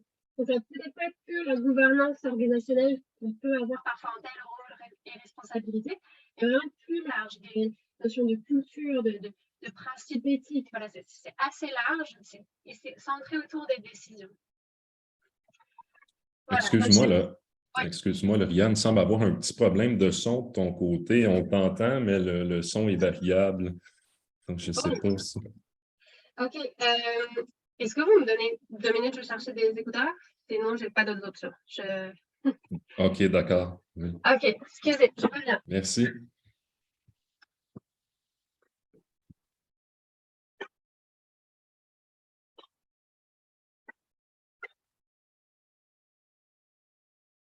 Pendant que Lauriane est partie, j'ai mis dans le chat le décompte du nombre d'éléments de Wikidata qui décrivent des artistes, organismes, lieux ou des arts de la scène ici au Canada. On en est à près de 13 000 et environ la moitié de ceux-là ont été soit créés ou modifiés dans le cadre de versement de données qui ont été réalisés dans le cadre de l'initiative Un avenir numérique lié. Il y en aura aussi plusieurs qui auront été créés manuellement grâce aux séries d'ateliers qui ont été réalisées avec le Conseil québécois du théâtre et le Regroupement québécois de la danse. Super, je vois que les 2 minutes ont bien été utilisées. Merci, Frédéric. Je ne te coupe pas, hein, ça va? Ouais, OK, super. Merci. Est-ce que vous m'entendez mieux avec les écouteurs? Oui, Oui. vraiment. Merci. Oui, excusez-moi, hein, j'ai pas eu ce problème avant, mais merci de me l'avoir dit. Alors, je continue. J'espère que le texte a rempli ce que vous n'aviez pas compris par ma voix. Donc, c'est ça, la gouvernance des données, c'est vraiment centré autour des décisions. Ces décisions qui sont prises et qui vont impacter les données sont prises assez régulièrement par plusieurs parties prenantes. Et ça, c'est quelque chose qu'on veut mettre de l'avant aussi. Souvent, une organisation va croire que, va penser que ce sont ces données qui sont dépendantes que d'elles et qui sont les seules à les contrôler. Et c'est souvent ça le paradigme principal. Mais en fait, elles viennent souvent de quelque part, d'autres parties prenantes, peut-être des usagers, des producteurs. Bon, voilà, ça dépend de votre cas. Mais les sujets des données, c'est parfois pas les mêmes qui vont après prendre les décisions. Moi, en tant qu'utilisatrice, parfois, je vais prendre la décision de ne pas révéler toutes mes données quand il y a des choix facultatifs, par exemple. Voilà, donc c'est vraiment une négociation d'intérêts où chacun va en fait vouloir retirer une certaine valeur dans ses données ou aller défendre des valeurs, respect de la vie privée. Donc c'est vraiment une valeur au sens très riche qu'on met ici. On remarque qu'il y a des parties prenantes qui sont concernées par les décisions des données, qui sont structurellement sous-représentées dans les discussions. C'est quelque chose pour lequel on se bat et on essaie de faire bouger les choses à nord ouvert. Est-ce que ça fonctionne? Voilà. Et donc aussi, c'est pour ça que, en fait, ce n'est pas forcément une seule valeur potentielle, mais vraiment plusieurs valeurs potentielles recherchées par toutes ces parties prenantes. Et tout ça se joue autour des données. Donc, en fait, un petit récap. Les valeurs recherchées, les facteurs influençant la prise de décision et les échelles d'action à l'intérieur d'un organisme, entre organismes, comme quand on commence à parler de partenariat. Et puis, toute cette variété fait qu'il n'y a pas de solution clé en main. On vient souvent nous voir en nous demandant qu'est-ce qu'on devrait faire pour la gouvernance des données. Dites-nous. Ça prend souvent beaucoup de discussions pour accompagner la personne, pour comprendre, parce qu'il n'y a vraiment pas de solution clé en main par cette diversité. Donc, la gouvernance des données, elle émerge avec les décisions qui la construisent dans un contexte particulier. Il n'y a pas vraiment de modèle tout fait qu'on peut acheter ou magasiner, mais c'est décision par décision, on construit notre gouvernance. Et quelque part, elle se construit toute seule. Et la question, ça va être, est-ce que ça va être cohérent? Est-ce que ça va permettre de réaliser la valeur potentielle recherchée, ou autrement dit, en fait, vos objectifs, par exemple, vendre des billets, voilà. Et c'est un peu, pour reprendre la comparaison avec la voiture, des fois, en gouvernance des données, les gens veulent s'arrêter à la conformité légale. Moi, j'aime bien rappeler qu'on ne conduit pas une voiture juste pour éviter d'avoir des amendes ou des billets. On conduit une voiture pour aller quelque part. Donc, la gouvernance des données est quelque chose d'intéressant pour vous aider à aller là où vous voulez aller dans vos objectifs stratégiques. Donc, voilà, notre vision, c'est d'aller motiver et habiliter l'ensemble des parties prenantes à s'impliquer vers une meilleure gouvernance des données, créer des cadres de confiance et de coopération intra-organisationnels, mais aussi pour des partenariats, et identifier des mécanismes adéquats pour faire des données l'allié stratégique d'une organisation, d'un partenariat, d'un écosystème. Voilà, donc maintenant, parlons des partenariats de données. Donc, un partenariat de données rassemble, c'est quand on rassemble des organisations autour d'un objectif commun, lesquels requièrent le partage et la valorisation de données. Quelque chose qui est intéressant de rappeler, c'est le spectre des données. On parlait aussi de données ouvertes, partenariat de données. Donc, quelque part, si on reprend le spectre de l'Open Data Institute, on part peut-être à gauche de données fermées, à droite de données complètement ouvertes, donc en licence ouverte. Et il y a tout un tas, c'est vraiment un spectre, donc il y a plusieurs étages possibles. Parfois, on peut donner accès, mais avoir une licence qui limite l'utilisation. Parfois, c'est des données trop sensibles, alors on veut peut-être vraiment restreindre l'accès, par exemple la recherche médicale. Et voilà. Et en fait, quelque chose qui est intéressant de comprendre avec ce spectre, c'est qu'un même jeu de données très riche et potentiellement sensible peut se balader dans ce spectre-là, c'est-à-dire sa version la plus brute et la plus riche peut rester peut-être en interne ou partagée seulement avec certains groupes. Et plus on va l'agréger et l'anonymiser, ce qui est parfois très complexe, plus on va pouvoir l'ouvrir et en faire des données ouvertes. Donc voilà, dépendamment de vos données, votre stratégie, peut-être vos jeux de données vont se situer d'un côté ou de l'autre. Bon là, en termes de découvrabilité, on est plutôt dans les données ouvertes, mais qui sait, peut-être qu'il y a des thématiques aussi liées à des partenariats de données. Donc nous, quand on parle de partenariat de données, on est plutôt entre les deux, dans le partagé. Et donc, on a publié 2 rapports, dont un avec Capacoa sur le secteur des arts de la scène, et le premier, les partenariats de données, en partenariat avec Synapsé. Donc, voilà, d'où la petite introduction. Si ça vous intéresse, il y a beaucoup d'éléments. Je vais en présenter très rapidement ici. Comme j'avais dit, un aperçu rapide. Alors, j'ai vraiment un petit problème avec la barre de zoom qui ah voilà, m'empêche de lire.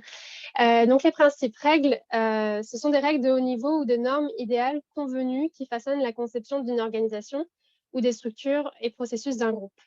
Donc, quelque part, on cherche un consensus, des lignes directrices pour c'est quoi les valeurs qu'on va chercher dans les données. Surtout à l'échelle d'un partenariat, c'est important de se mettre d'accord entre différentes parties prenantes qui vont avoir des intérêts différents et un contrôle aussi plus ou moins grand sur les données en question. OK. Et une charte, donc c'est un document qui expose les principes déclaratifs qui sous-tendent les actions d'une organisation qui servent d'orientation de haut niveau dans leur travail. Donc ça, c'est une petite définition un peu qui peut aider. Puis peut-être pour les principes opérationnels, plutôt data-centric, il y a 2 catégories un peu de principes qui se dessinent, des principes plus opérationnels et des principes plus fondés sur les valeurs. Alors, dans le côté plus opérationnel, il y a les principes FAIR qui sont quand même assez connus et reconnus, donc faciles à trouver, accessibles, interopérables, réutilisables. Les données ouvertes par défaut, qui vient du mouvement des données ouvertes. Alors, parfois, on passe un peu du concept de données ouvertes par défaut par une réflexion de OK, on les ouvre, mais quand même avec un but.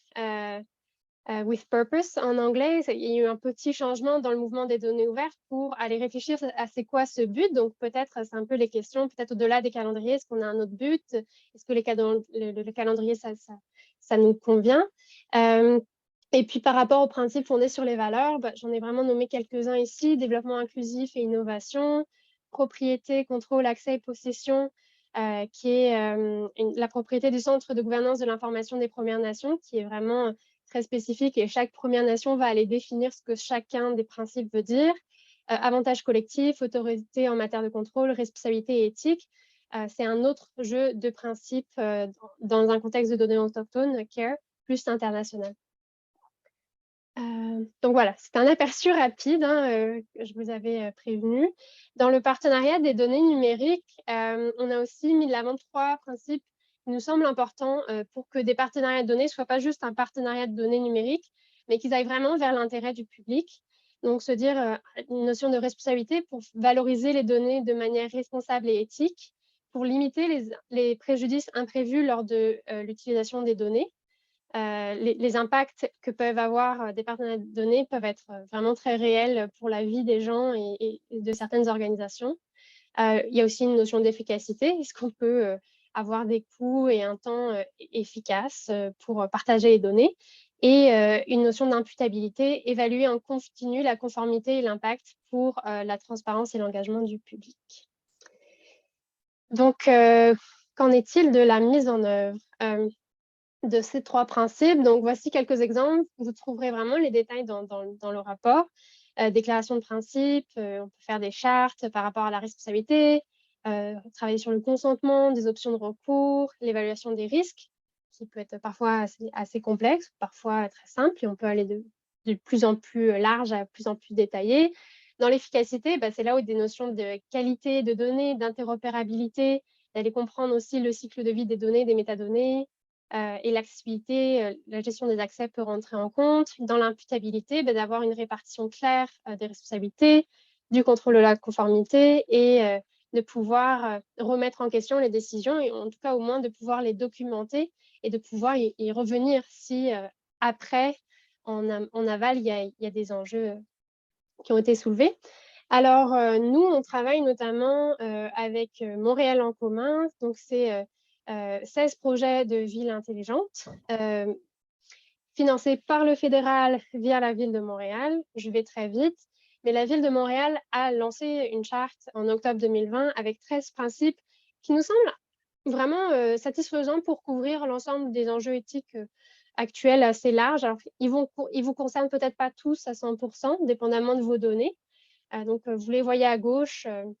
Et nous, ce qu'on a fait, c'est une charte, c'est des principes éthiques, mais comment est-ce qu'on les met en place concrètement dans la vraie vie d'un projet? C'est quoi les actions concrètes qu'on peut poser? Donc, c'est vraiment le travail qu'on a fait dans le travail du cadre de gouvernance des données de Montréal en commun, d'aller opérationnaliser ces principes au niveau. Et on a développé tout un cas d'outils. Et en plus des outils, des activités d'accompagnement.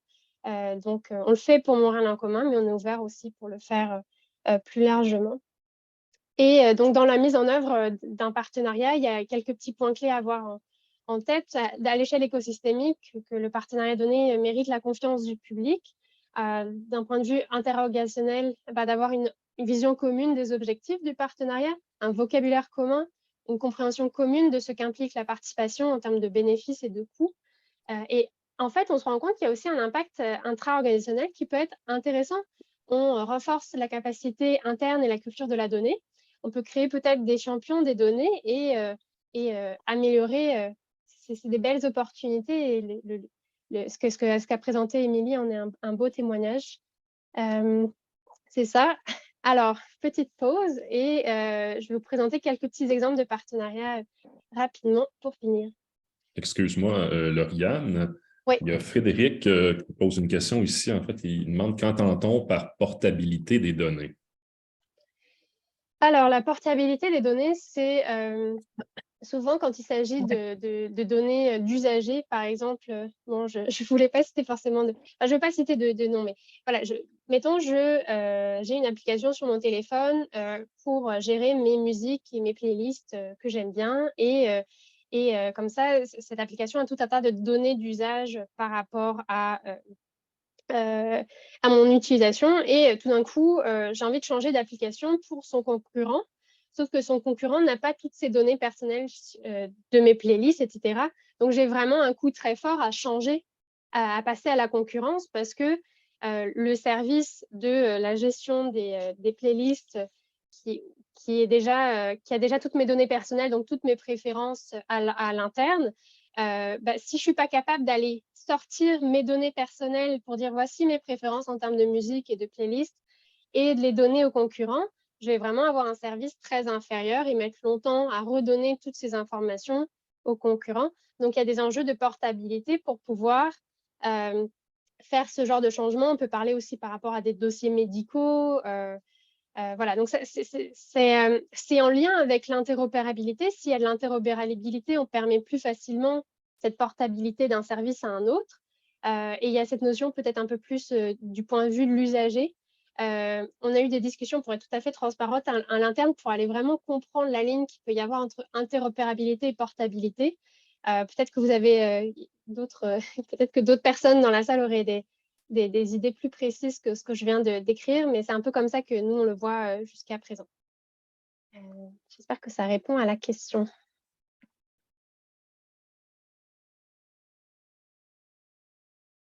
Ah, oui, je viens de voir comment je peux ouvrir le chat et je vois un très bon exemple de Viette. Garder le numéro de cellulaire en changeant d'opérateur, par exemple. Ouais. Super. S'il n'y a pas d'autres questions pressantes, je vais continuer. Je vois qu'il y a beaucoup de choses dans le chat, mais je propose de continuer. Eric, tu me dis si... Merci. OK. Exemple de partenariat. Alors, on en décrit plusieurs dans le partenariat de données numériques. J'en ai mis 3 ici. Rapidement, Happy Day Tourisme, réseau d'acteurs du secteur du tourisme né en France, dans une des régions Rhône-Alpes. Et voilà, une plateforme pour gérer de façon collaborative des informations touristiques de l'ensemble des territoires couverts par le projet. Et il y a des contributeurs du membre du réseau qui partagent leurs données à la plateforme et ces producteurs sont les mêmes premiers utilisateurs des données. La plateforme permet de saisir, stocker, exploiter les informations et pour renseigner les clients sur l'offre des destinations des membres du réseau. Voilà, donc ça c'est un exemple. Je vais peut-être pas tous les lire, mais voilà un autre exemple très différent. Twicken Partnership Strength in Number Project. Donc c'est dans le cadre d'un partenariat Twicken. Les Premières Nations de la Nouvelle-Écosse travaillent avec des partenaires provinciaux et fédéraux pour améliorer leur accès à des informations fiables sur la santé dans le cadre de leur projet. Et ça a été mené à la création, cette initiative a été menée à la création de Nova Scotia First Nation Client Linkage Registry, je vais y arriver, un registre de la population des Premières Nations en Nouvelle-Écosse, directement relié aux données provinciales sur la santé, offrant ainsi aux Premières Nations une meilleure capacité de suivi d'un ensemble d'indicateurs de santé de leur population. L'une des pierres angulaires du projet est un accord de partage de données entre les Premières Nations et le gouvernement de la Nouvelle-Écosse. Puis on a vu que les Premières Nations vont avoir une vision potentiellement différente de ce que ça peut être des principes de bonne gouvernance des données, donc à vraiment écouter et à faire de la place dans les décisions. Et il y a un autre projet comme ça de recherche, Pulsar, sur lequel on travaille sur la gouvernance des données. Je vais peut-être aller assez vite, mais c'est juste pour dire un peu la diversité, puis évidemment Arts Data. À chaque fois, ça va être des contextes différents et donc ça ne va pas être les mêmes mécanismes qui vont être les bons, les mêmes outils qui vont être les plus pertinents pour chacun de ces contextes, mais on peut s'inspirer aussi quand même. Et quelque chose qu'on aime bien démystifier, c'est de dire, vous voyez ces modèles potentiels de partenariat de données, collectifs de données, coopératifs de données, communs numériques, fiducie de données plutôt dans le common law ou peut-être les fiducies d'utilité sociale de données sur lesquelles on travaille. Elles n'existent pas encore, mais on travaille à leur prototypage en ce moment. Mais en fait, ce n'est pas vraiment des modèles clés en main. Encore une fois, ce n'est pas très clair parfois la différence entre l'un et l'autre. C'est plutôt des personnes qui vont se déclarer comme nous sommes un collectif de données, nous sommes un commun numérique. Les coopératives, c'est un cadre légal. Les fiducies d'utilité sociale, c'est aussi un cadre légal. Mais parfois, même dans un même cadre légal, on peut avoir une répartition des rôles et des responsabilités très différentes, des principes et des chartes éthiques très différentes. Donc vraiment, nous, on n'est pas très satisfait en ce moment de cette description de modèle, même si on s'est essayé un peu dans les partenariats de données, mais le premier résultat de recherche, c'est qu'ils ne sont pas très clairs et pas très stabilisés. Donc finalement, ce n'est pas si intéressant d'aller comprendre par cœur ce que c'est une coopérative de données, mais plutôt intéressant d'aller voir c'est quoi vraiment les dispositifs concrets, peut-être si vous avez des enjeux par rapport à la collecte des données, d'aller voir cette diversité de partenariats et de regarder qu'est-ce qu'ils arrivent à faire pour la collecte des données, que ça prenne moins de temps. Voilà, c'est un peu ça, un message principal. Et si ça vous intéresse d'être inspiré par plusieurs partenariats, il y a ce site, je vais pouvoir le mettre dans le chat après, où il y a plus de 500 initiatives de partage de données dans le monde entier. Donc vraiment, là, si vous avez envie d'inspiration, il y a un catalogue de data stewardship literature. Il y a probablement plein d'autres ressources intéressantes. Donc voilà, pour conclure, je vous ai présenté ce que c'était la gouvernance des données selon Nord Ouvert, ce que c'était un partenariat de données avec le spectre des données de VODI et pourquoi ça pouvait être important d'avoir des principes pour vraiment aller mitiger l'impact réel que certains partenariats peuvent avoir sur des personnes et la diversité de principes qui sont un peu à votre disposition pour vous inspirer et aussi l'importance d'aller à la fin mettre en œuvre les principes de partenariat et cela en sachant qu'il y avait toute cette diversité de valeurs recherchées, de facteurs qui peuvent influencer la décision et de diversité d'échelle d'action. Voilà, merci beaucoup pour votre attention. Puis je crois qu'on passe directement à la présentation de Viet et les questions après, mais dis-moi Eric si... Oui, on pourrait passer immédiatement. On pourrait passer immédiatement à la présentation de Viet, puis se garder un temps en dernier là, pour pouvoir avoir une bonne discussion. Parfait, merci Lauriane pour le passage de POC. Bonjour à tous. Donc, un petit peu pour ramasser tout ça, donc je parlerai ce matin de la gouvernance et de la gestion des métadonnées dans l'écosystème de l'art de la scène pour cette matinée. L'idée vraiment, donc, c'est quelques rappels, peut-être des redites là, étant le dernier à passer, mais vraiment les métadonnées, c'est vraiment le fruit d'efforts collectifs, donc finalement une forme de partenariat de données par défaut en agriculture, puisque Les arts de la scène, c'est toute une chaîne de valeur, des différents métiers, corps de métier mobilisés. Et si on veut les représenter de manière quasiment inclusive, exhaustive surtout, c'est quasiment nécessaire donc, de travailler ensemble. Et finalement, si c'est une forme de données ouvertes, puisque ce sont des données descriptives avec peut-être moins d'enjeux donc de vie privée, mais vraiment, c'est une donnée qu'on veut diffuser pour la découvrabilité donc, du spectacle, voire de l'œuvre, si on est moins dans la représentation pure. Mais vraiment, on a un peu cette notion-là pour replacer le tout.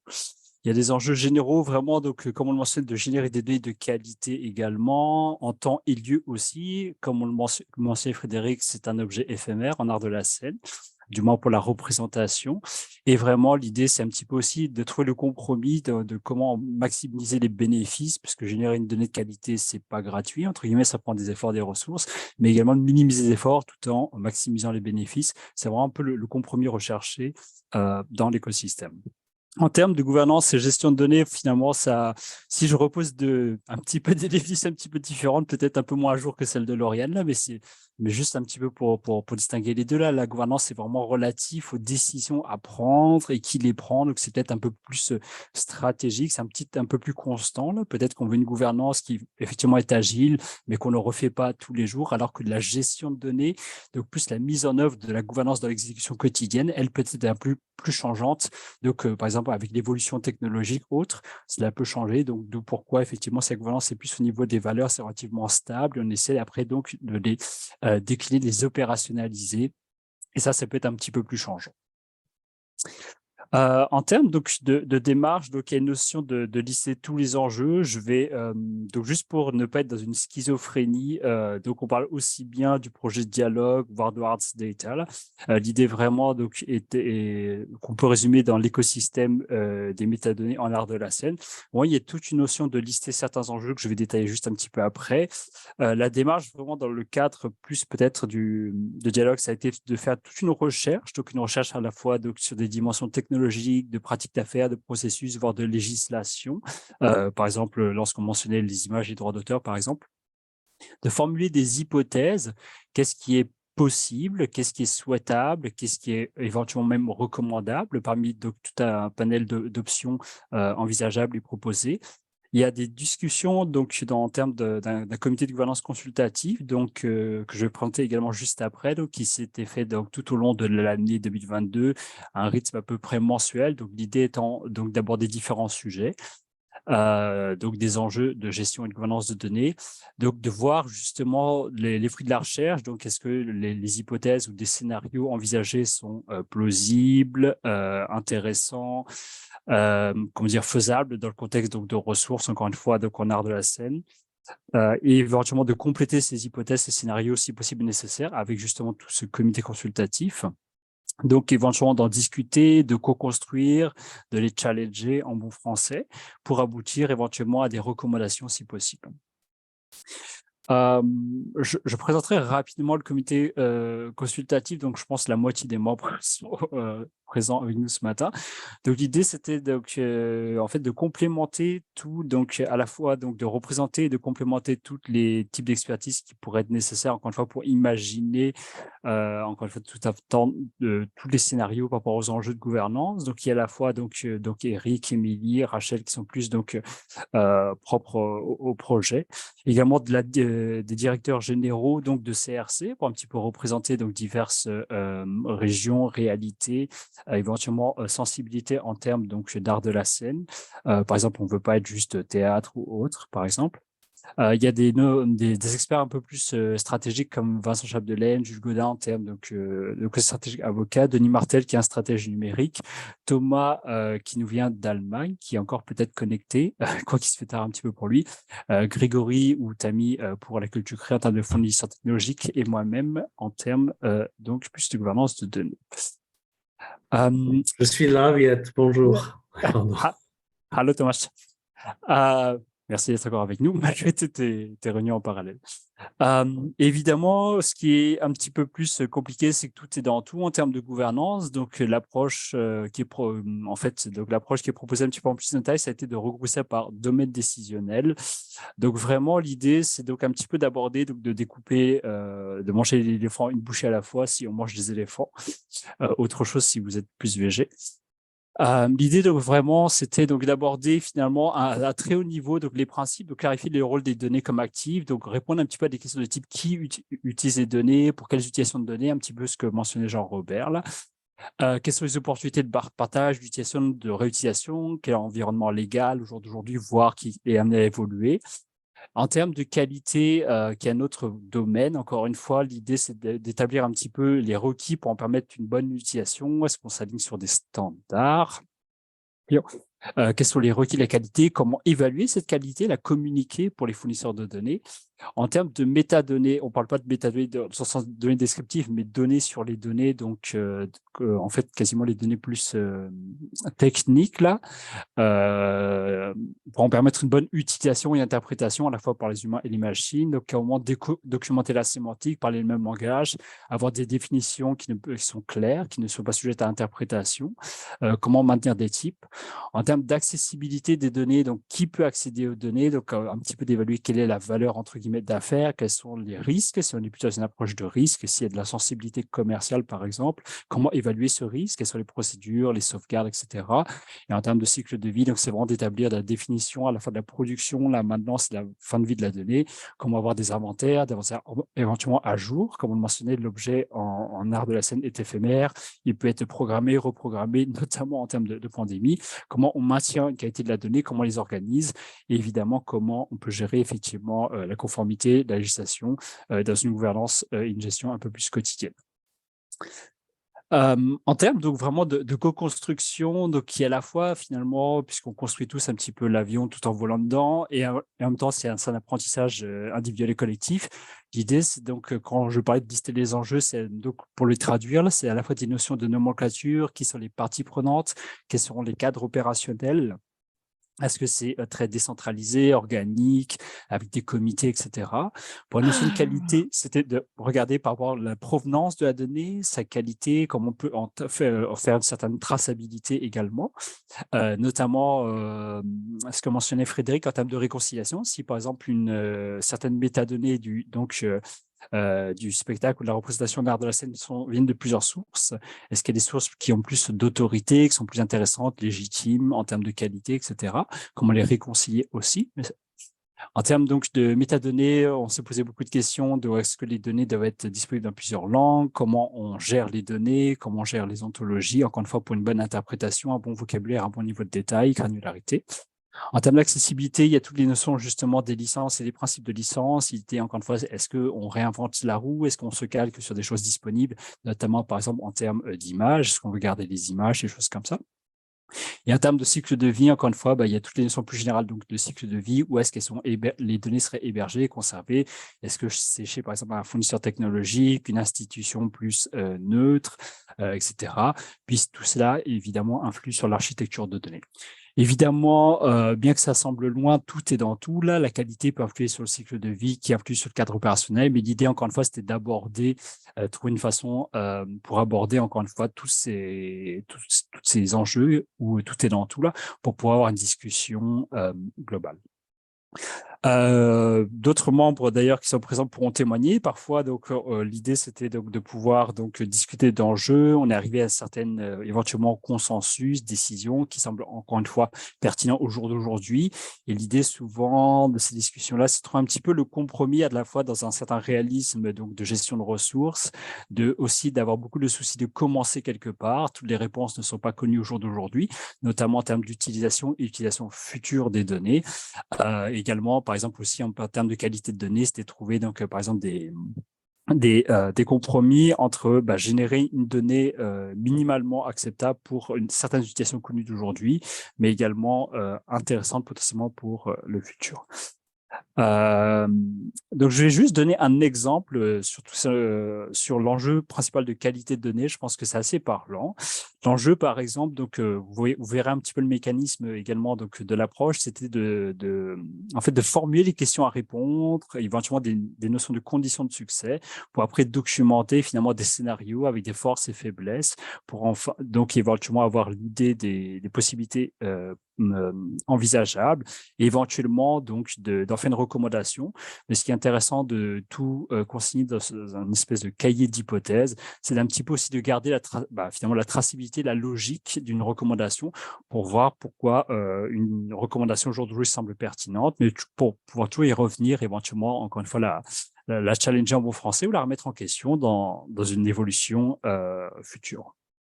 Par exemple, en termes de qualité minimale des données, les questions, c'était un petit peu comment la définir, quels sont les aspects qui doivent être priorisés, comment on pourra en assurer la qualité, à qui revient la responsabilité de cette qualité de données.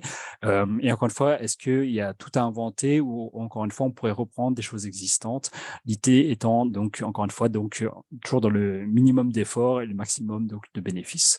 Les conditions de succès qui avaient été donc définissent un petit peu que la qualité ne représente pas un frein justement au fait que de ne pas finalement avoir une barrière trop élevée finalement aux fournisseurs de données. Encore une fois, la donnée ou la génération de données n'est pas le core business en bon français, donc des entreprises et organismes culturels, mais comment avoir un petit peu un équilibre entre ne pas creuser le fossé entre ceux qui le permettent et qui en ont les moyens, d'autant plus encore une fois qu'on sait qu'il y a un roulement donc de personnel assez fort éventuellement, et entre les petites et les grandes organisations. Une autre condition de succès, c'est formulé, c'était que chaque partie prenante en main ce qui est nécessaire pour fournir les données de qualité, donc une forme d'autonomisation, mais tout en reconnaissant qu'il y a peut-être un besoin structurant donc de formation toujours présent et prégnant. Je vois qu'il y a également beaucoup de points. Donc, si Rico, tu n'hésites pas à m'interrompre si tu vois que c'est en plein dans le sujet. Oui, justement, il y a une question de Frédéric Julien qui dit en lien avec la qualité, il convient aussi d'inclure la notion d'exhaustivité et de profondeur de la donnée. La donnée est-elle suffisamment détaillée, granulaire pour répondre aux besoins des usagers? C'est plus un commentaire qu'une question. Là. Pour moi, la qualité en termes de précision, c'est une chose, mais est-ce que la donnée est assez riche pour répondre aux besoins? Au final, c'est ce qui décide de tout. Tout à fait. En fait, j'y arrive un petit peu justement. Par exemple, ce qui avait été encore une fois discuté en comité, c'est qu'il y avait justement 9 dimensions de la qualité justement, et l'idée en même temps, c'était un petit peu aussi de les prioriser parce que si tout est prioritaire, finalement, c'est dire que rien n'est prioritaire. Et justement, donc en comité, on s'était décidé justement même d'une façon de noter. Là, est-ce qu'on note ça sur 3 niveaux, 4 niveaux? Donc, on avait conclu que peut-être que c'était intéressant d'avoir 3 niveaux de qu'est-ce qui était vraiment crucial, essentiel, entre guillemets, de qu'est-ce qui est important, mais pas forcément crucial, mais qu'est-ce qui est potentiellement secondaire. Donc, on a fait plusieurs rondes là avec le comité. Et justement, l'exhaustivité, la fiabilité, par exemple, ici, donc c'est illustré sur le champ de date d'événement. Ça a été vraiment mentionné comme vraiment crucial. Tout ce qui était accessible aussi, notamment en termes de découvrabilité, éventuellement donc de consommation et d'assistance donc au spectacle, où la représentation a été également, en tout cas, nommée comme plutôt crucial. Le côté actualité, ponctualité, donc c'est qu'on a bien la date, si justement la date de l'événement change, etc. Donc il y a bien une notion de s'assurer d'une certaine façon que la ponctualité ou l'actualité de la donnée est la meilleure, notamment en termes de réconciliation, par exemple. Si, par exemple, la date a été changée quelque part, mais pas partout, là, et qu'on peut potentiellement avoir la date de l'événement de plusieurs sources, justement, un critère discriminant pourrait être justement la dernière date retenue pour l'événement. En termes d'importance, il y avait justement la notion de complétude qu'on peut voir aussi un petit peu comme de la profondeur. Par exemple, quand on le voit sur l'exemple de la date, c'est bien sûr qu'il y a tous les éléments de la date, date, donnée, mois, jour, éventuellement même fuseau horaire. La cohérence, la comparabilité donc peut être important justement en termes de réconciliation ou au contraire de maximiser, de diffuser la qualité, la pertinence, l'intelligibilité, la conformité. Donc vous aurez accès au diapo. Je vous passe pas tous les détails. Et également, ce qui était marqué de manière plutôt secondaire, c'est la capacité de traitement, justement, par exemple, le fait que la donnée soit structurée, interopérable, lisible par un maximum, entre guillemets, donc de systèmes. Oui, c'est important, mais peut-être un petit peu moins, encore une fois, que les critères précédemment nommés. Encore une fois, donc c'est une recommandation. Là, c'était fait dans le cadre d'un comité consultatif. Bien sûr, il y a une notion d'enjeu décisionnel, comme l'a mentionné Lauriane, qui décide au final, entre guillemets. Là. Donc l'exercice a été fait, donc entre guillemets, en comité consultatif, pour un petit peu amorcer la discussion proposée. Mais c'est sûr que entre guillemets, donc quand on reviendra donc au domaine décisionnel, puisque finalement, si je reviens un petit peu au domaine décisionnel, on a abordé donc finalement les 4 cadrans du bas. D'abord la qualité, la méthode de la activité et le cycle de vie. Donc, on est parti de la donnée elle-même pour pouvoir éventuellement, de manière, entre guillemets, en bon français, bottom-up, là, dégager éventuellement un cadre opérationnel, mais sans le préfigurer au passage. C'est un petit peu ce que mentionnait Lauriane, là. Est-ce que finalement, ça va être sous une forme donc plus ou moins structurée ou une autre? Là, on n'est pas allé donc encore dans est-ce que c'est plus une fiducie, un commun, et comment ça s'organise à l'intérieur? Est-ce que c'est avec des instances, plusieurs instances, 3 instances, etc. L'idée étant vraiment donc de commencer encore une fois le débat plus au niveau de la gestion pour remonter à une gouvernance qui s'en dégagerait. C'est sûr que la gouvernance, après, encore une fois, donc, peut être faite de manière différente. Est-ce qu'elle sera plus organique, structurée? C'est des questions donc, qui se poseront. En termes justement d'enjeux connexes par rapport à la gouvernance et à la gestion, c'est un petit peu l'imputabilité de la qualité, par exemple. Les questions, c'était comment elle sera assurée, quelles étapes du cycle de vie pourront permettre de contrôler la qualité tout au long du cycle de vie, puisque la donnée évolue, et qui est responsable. La condition de succès, c'était un petit peu que la qualité et les mesures de contrôle ne représentent encore une fois par un frein pour tout le monde. Donc en comité, on a imaginé, en tout cas également avec la recherche, 3 approches possibles. Est-ce que la qualité est assurée de manière complètement, entre guillemets, à la mitaine humaine? Est-ce qu'il peut y avoir des systèmes technologiques un peu, encore une fois, comme des gabarits, d'autres systèmes de contrôle, ou un peu des deux? Et justement, la discussion a mené au fait d'un petit peu plus complexifier la discussion, mais que finalement, la qualité de données, c'est plusieurs choses. C'est à la fois l'évaluation de cette qualité, le contrôle de cette qualité, mais également la correction de cette qualité-là. Et juste pour donner un exemple justement de scénario, explication, force et faiblesse, l'idée c'est que par exemple que si, par exemple, ça s'imputait, revenait au fournisseur de données, il est un peu responsable de la donnée qu'il fournit. On pourrait accepter les données sur le principe, mettons, de bonne foi, entre guillemets, ce qui par exemple ne représente quasiment aucune ressource à mobiliser en termes de contrôle, gestion, etc. C'est sûr que les forces, par exemple, de cette hypothèse serait que c'est facile, rapide, pas de barrière à l'entrée, tout en laissant une possibilité de mise à jour en continu, mais ça repose sur une certaine confiance et peut amener à, entre guillemets, des possibilités d'erreur, et que ça nécessite potentiellement beaucoup de notions de correction, soit donc de travail interne à la base, éventuellement donc de correction. Ce qu'on a recommandé, par exemple, dans une des séances du comité, c'était que justement, c'était finalement hybride en termes d'évaluation, contrôle et correction. L'évaluation pourrait être, entre guillemets, auto-faite par le fournisseur de données au départ, mais que pour le contrôle de la qualité, ça pourrait être fait peut-être par une équipe spécialisée. Est-ce que c'est une équipe dialogue, arts data, une communauté autour? C'est un petit peu à définir, mais on se disait que justement, il y a des gens plus aguerris que d'autres, donc autant en profiter un petit peu, et peut-être qu'ils pourraient être assistés par un système technologique, mais sans rejet de données à la source. Encore une fois, toujours dans le souci de ne pas être une barrière à l'entrée, de ne pas être, entre guillemets, bête et méchant, c'est-à-dire qu'une donnée est soumise, elle est rejetée, et on ne sait pas même pas pourquoi elle est rejetée. L'idée, au contraire, c'était aussi d'être didactique, aussi de la formation, justement, d'où l'équipe spécialisée d'expliquer pourquoi, par exemple, une donnée pourrait être rejetée, ce qui permettra à terme d'avoir un effet structurant et formateur pour que la prochaine soumission de données puisse être de meilleure qualité. Et ainsi, justement, c'est dans cette logique-là que la correction serait dévolue ou reviendrait justement au fournisseur de la donnée. En complément, on se disait que c'est sûr qu'il y avait une notion, il y a une gestion humaine autour de tout ça là. Est-ce que justement, il ne faudrait quand même pas négliger qu'en termes de ressources, peut-être d'avoir peut-être un plan d'adhésion et de gestion du changement pour prévenir, minimiser les impacts potentiels, justement, que ce processus de responsabilité de la qualité, finalement, ne repose finalement un petit peu sur tout le monde, mais pas non plus sur une seule personne. Encore une fois, dans le souci d'être inclusif, mais également pas être une barrière d'entrée pour tout le monde. Encore une fois, il a été évoqué, mais pareil, ça reste des hypothèses. Est-ce qu'il y a une notion de communauté de pratique, justement, qui pourrait être mise à profit, encore une fois, une espèce d'empowerment collectif, là, entre guillemets, là, pour le contrôle et voir justement l'enrichissement des données pour leur apporter aussi une autre profondeur. Un exemple juste sur le cycle de vie, ça c'est juste un petit peu, ça répond un petit peu peut-être au commentaire précédent, c'est que justement, est-ce que justement, encore une fois c'est une hypothèse là, mais est-ce que justement les données pourraient être déposées dans une espèce de graphe de connaissance plus d'accueil, qu'après justement cette étape d'évaluation, contrôle, correction pourrait devenir un autre graphe entre guillemets dérivé là, un fork entre guillemets, qui serait le graphe annoté.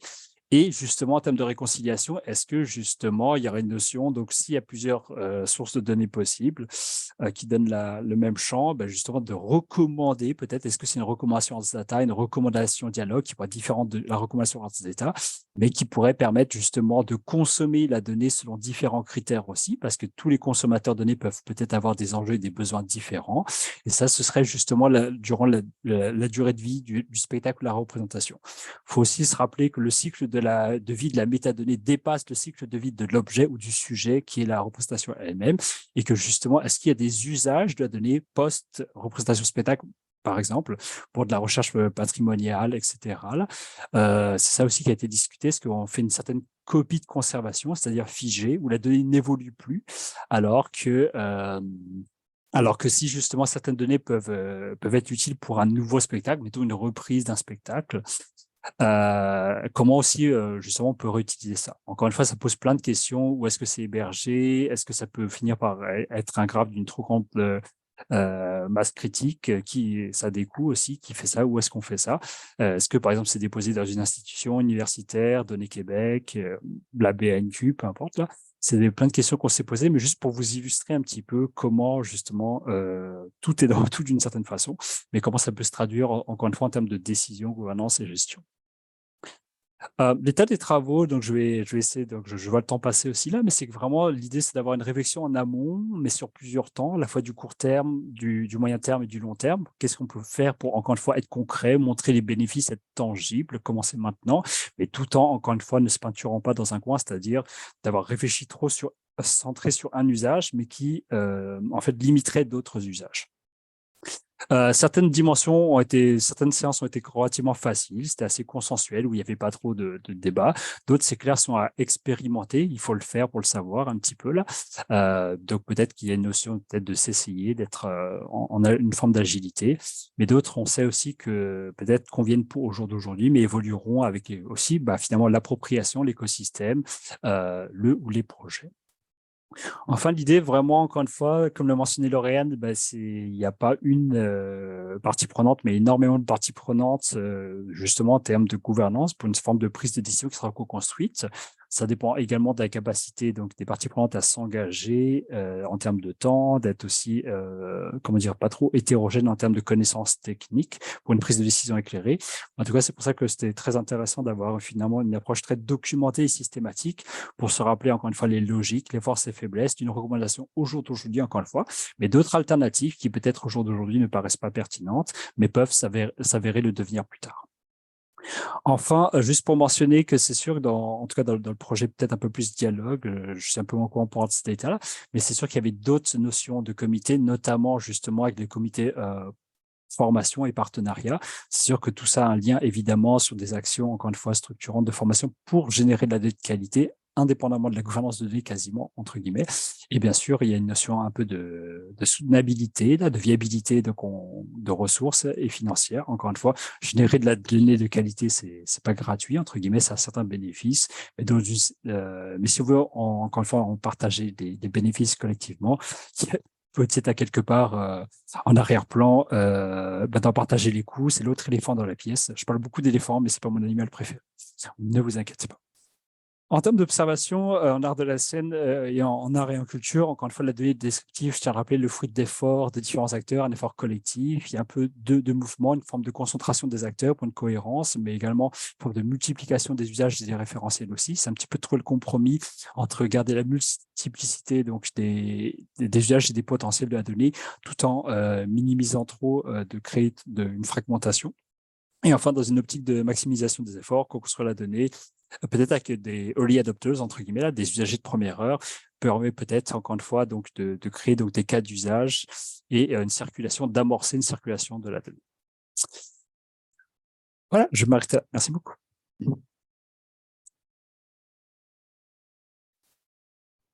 Donc, merci Viette, merci Lauriane. En fait, il nous reste assez peu de temps pour la discussion. Là, on voulait ramener tout ça au graphe de connaissances. Là, on avait quand même plusieurs pistes, plusieurs questions à vous poser. Peut-être qu'avant d'en arriver là, et je doute qu'on ait le temps d'y arriver, est-ce que vous aviez des questions peut-être? J'ai vu qu'il y avait eu beaucoup de commentaires, entre autres, sur l'intervention de Lauriane. Donc, si vous voulez prendre la parole, j'ai vu aussi Frédéric a un commentaire, une question pour Viette. Donc, on pourrait prendre le peu de temps qui nous reste là, pour peut-être, poser nos questions aux deux intervenants. Donc, il y avait une question de Frédéric Séguin aussi. Frédéric. Bonjour, bonjour.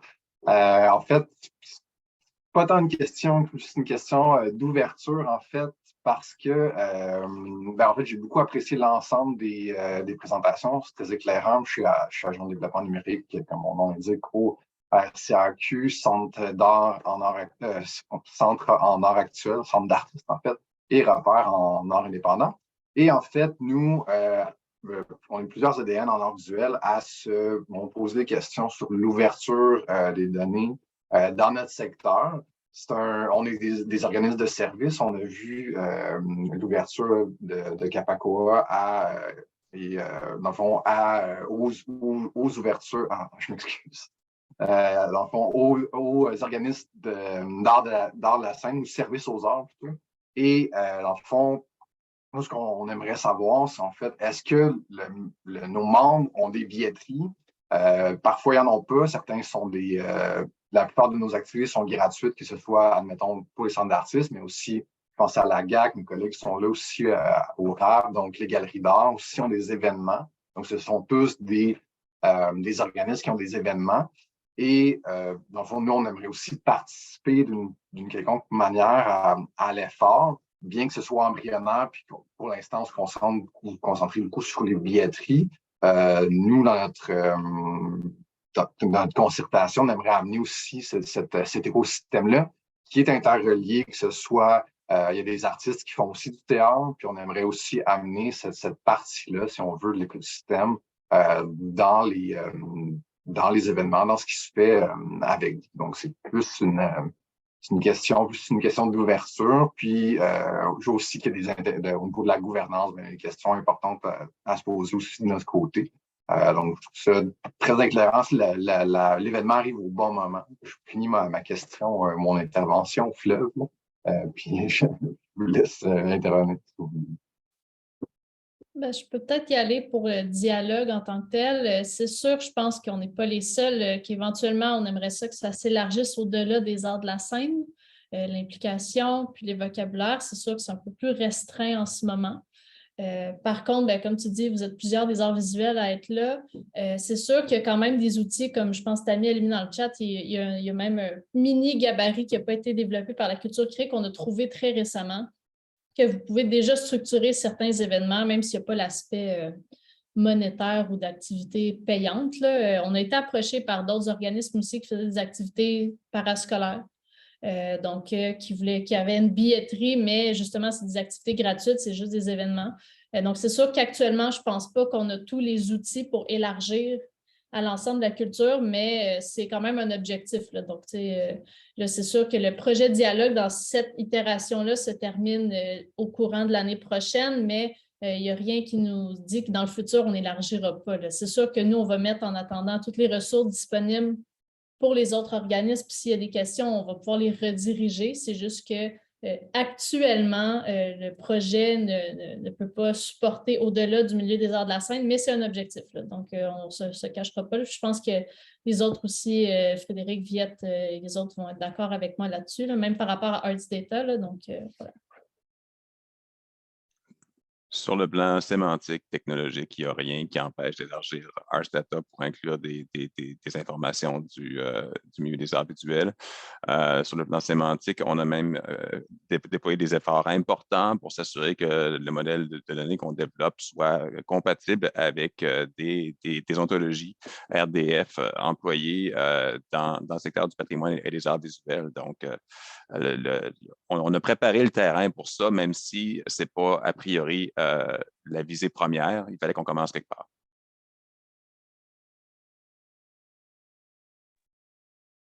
Donc, on aurait peut-être le temps pour une dernière question, rapidement.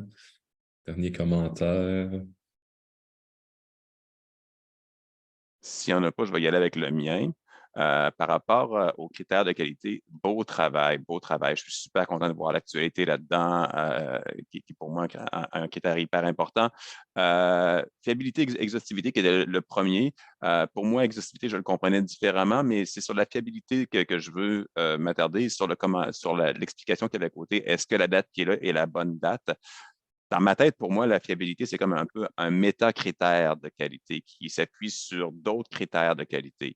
L'un de ceux-là pourrait être est-ce que la donnée vient d'une source primaire?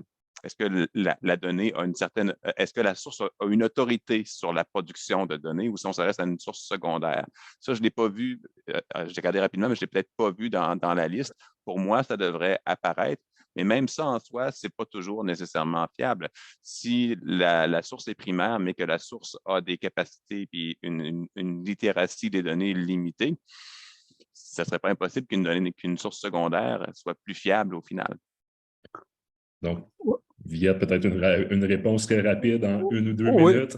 Oui, c'est ça. Mais après, c'est encore une fois, ça, c'est un aspect, mais comment après ça se traduit dans les faits, justement, et est-ce que, justement, une notion, ça pourrait être que s'il y a plusieurs sources, une majorité vont vers le même sens aussi là, ça pourrait être une autre façon, justement, donc de traduire comment évaluer justement la fiabilité aussi là, et ça pourrait être aussi par notion de source primaire, etc. là. Mais justement, en fait, ce que j'ai pas montré, c'est que on a illustré finalement sur différents champs qui pourraient être les fournisseurs potentiels et justement tenter un comité justement plus d'orienter pour quel champ quel fournisseur de données ferait plus autorité justement, parce que certains champs, certains sont les seuls à l'avoir, d'autres non justement.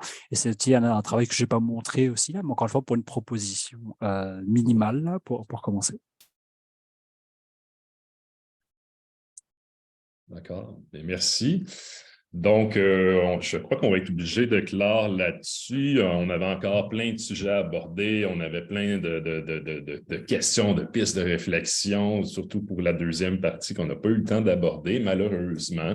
Ça nous dit qu'il y a vraiment un intérêt, puis que, je veux dire, on va essayer peut-être de réorganiser une matinée numérique ou un événement quelconque où on aura le temps d'aborder ces questions-là.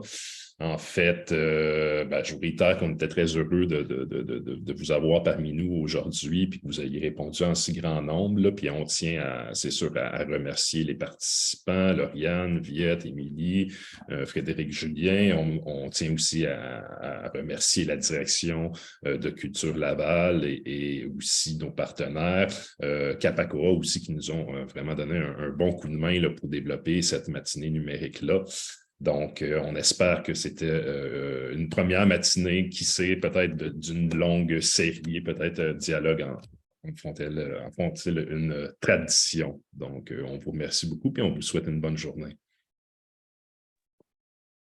Merci, bonne journée. Merci à vous. Tout le monde. Merci à tous. Merci.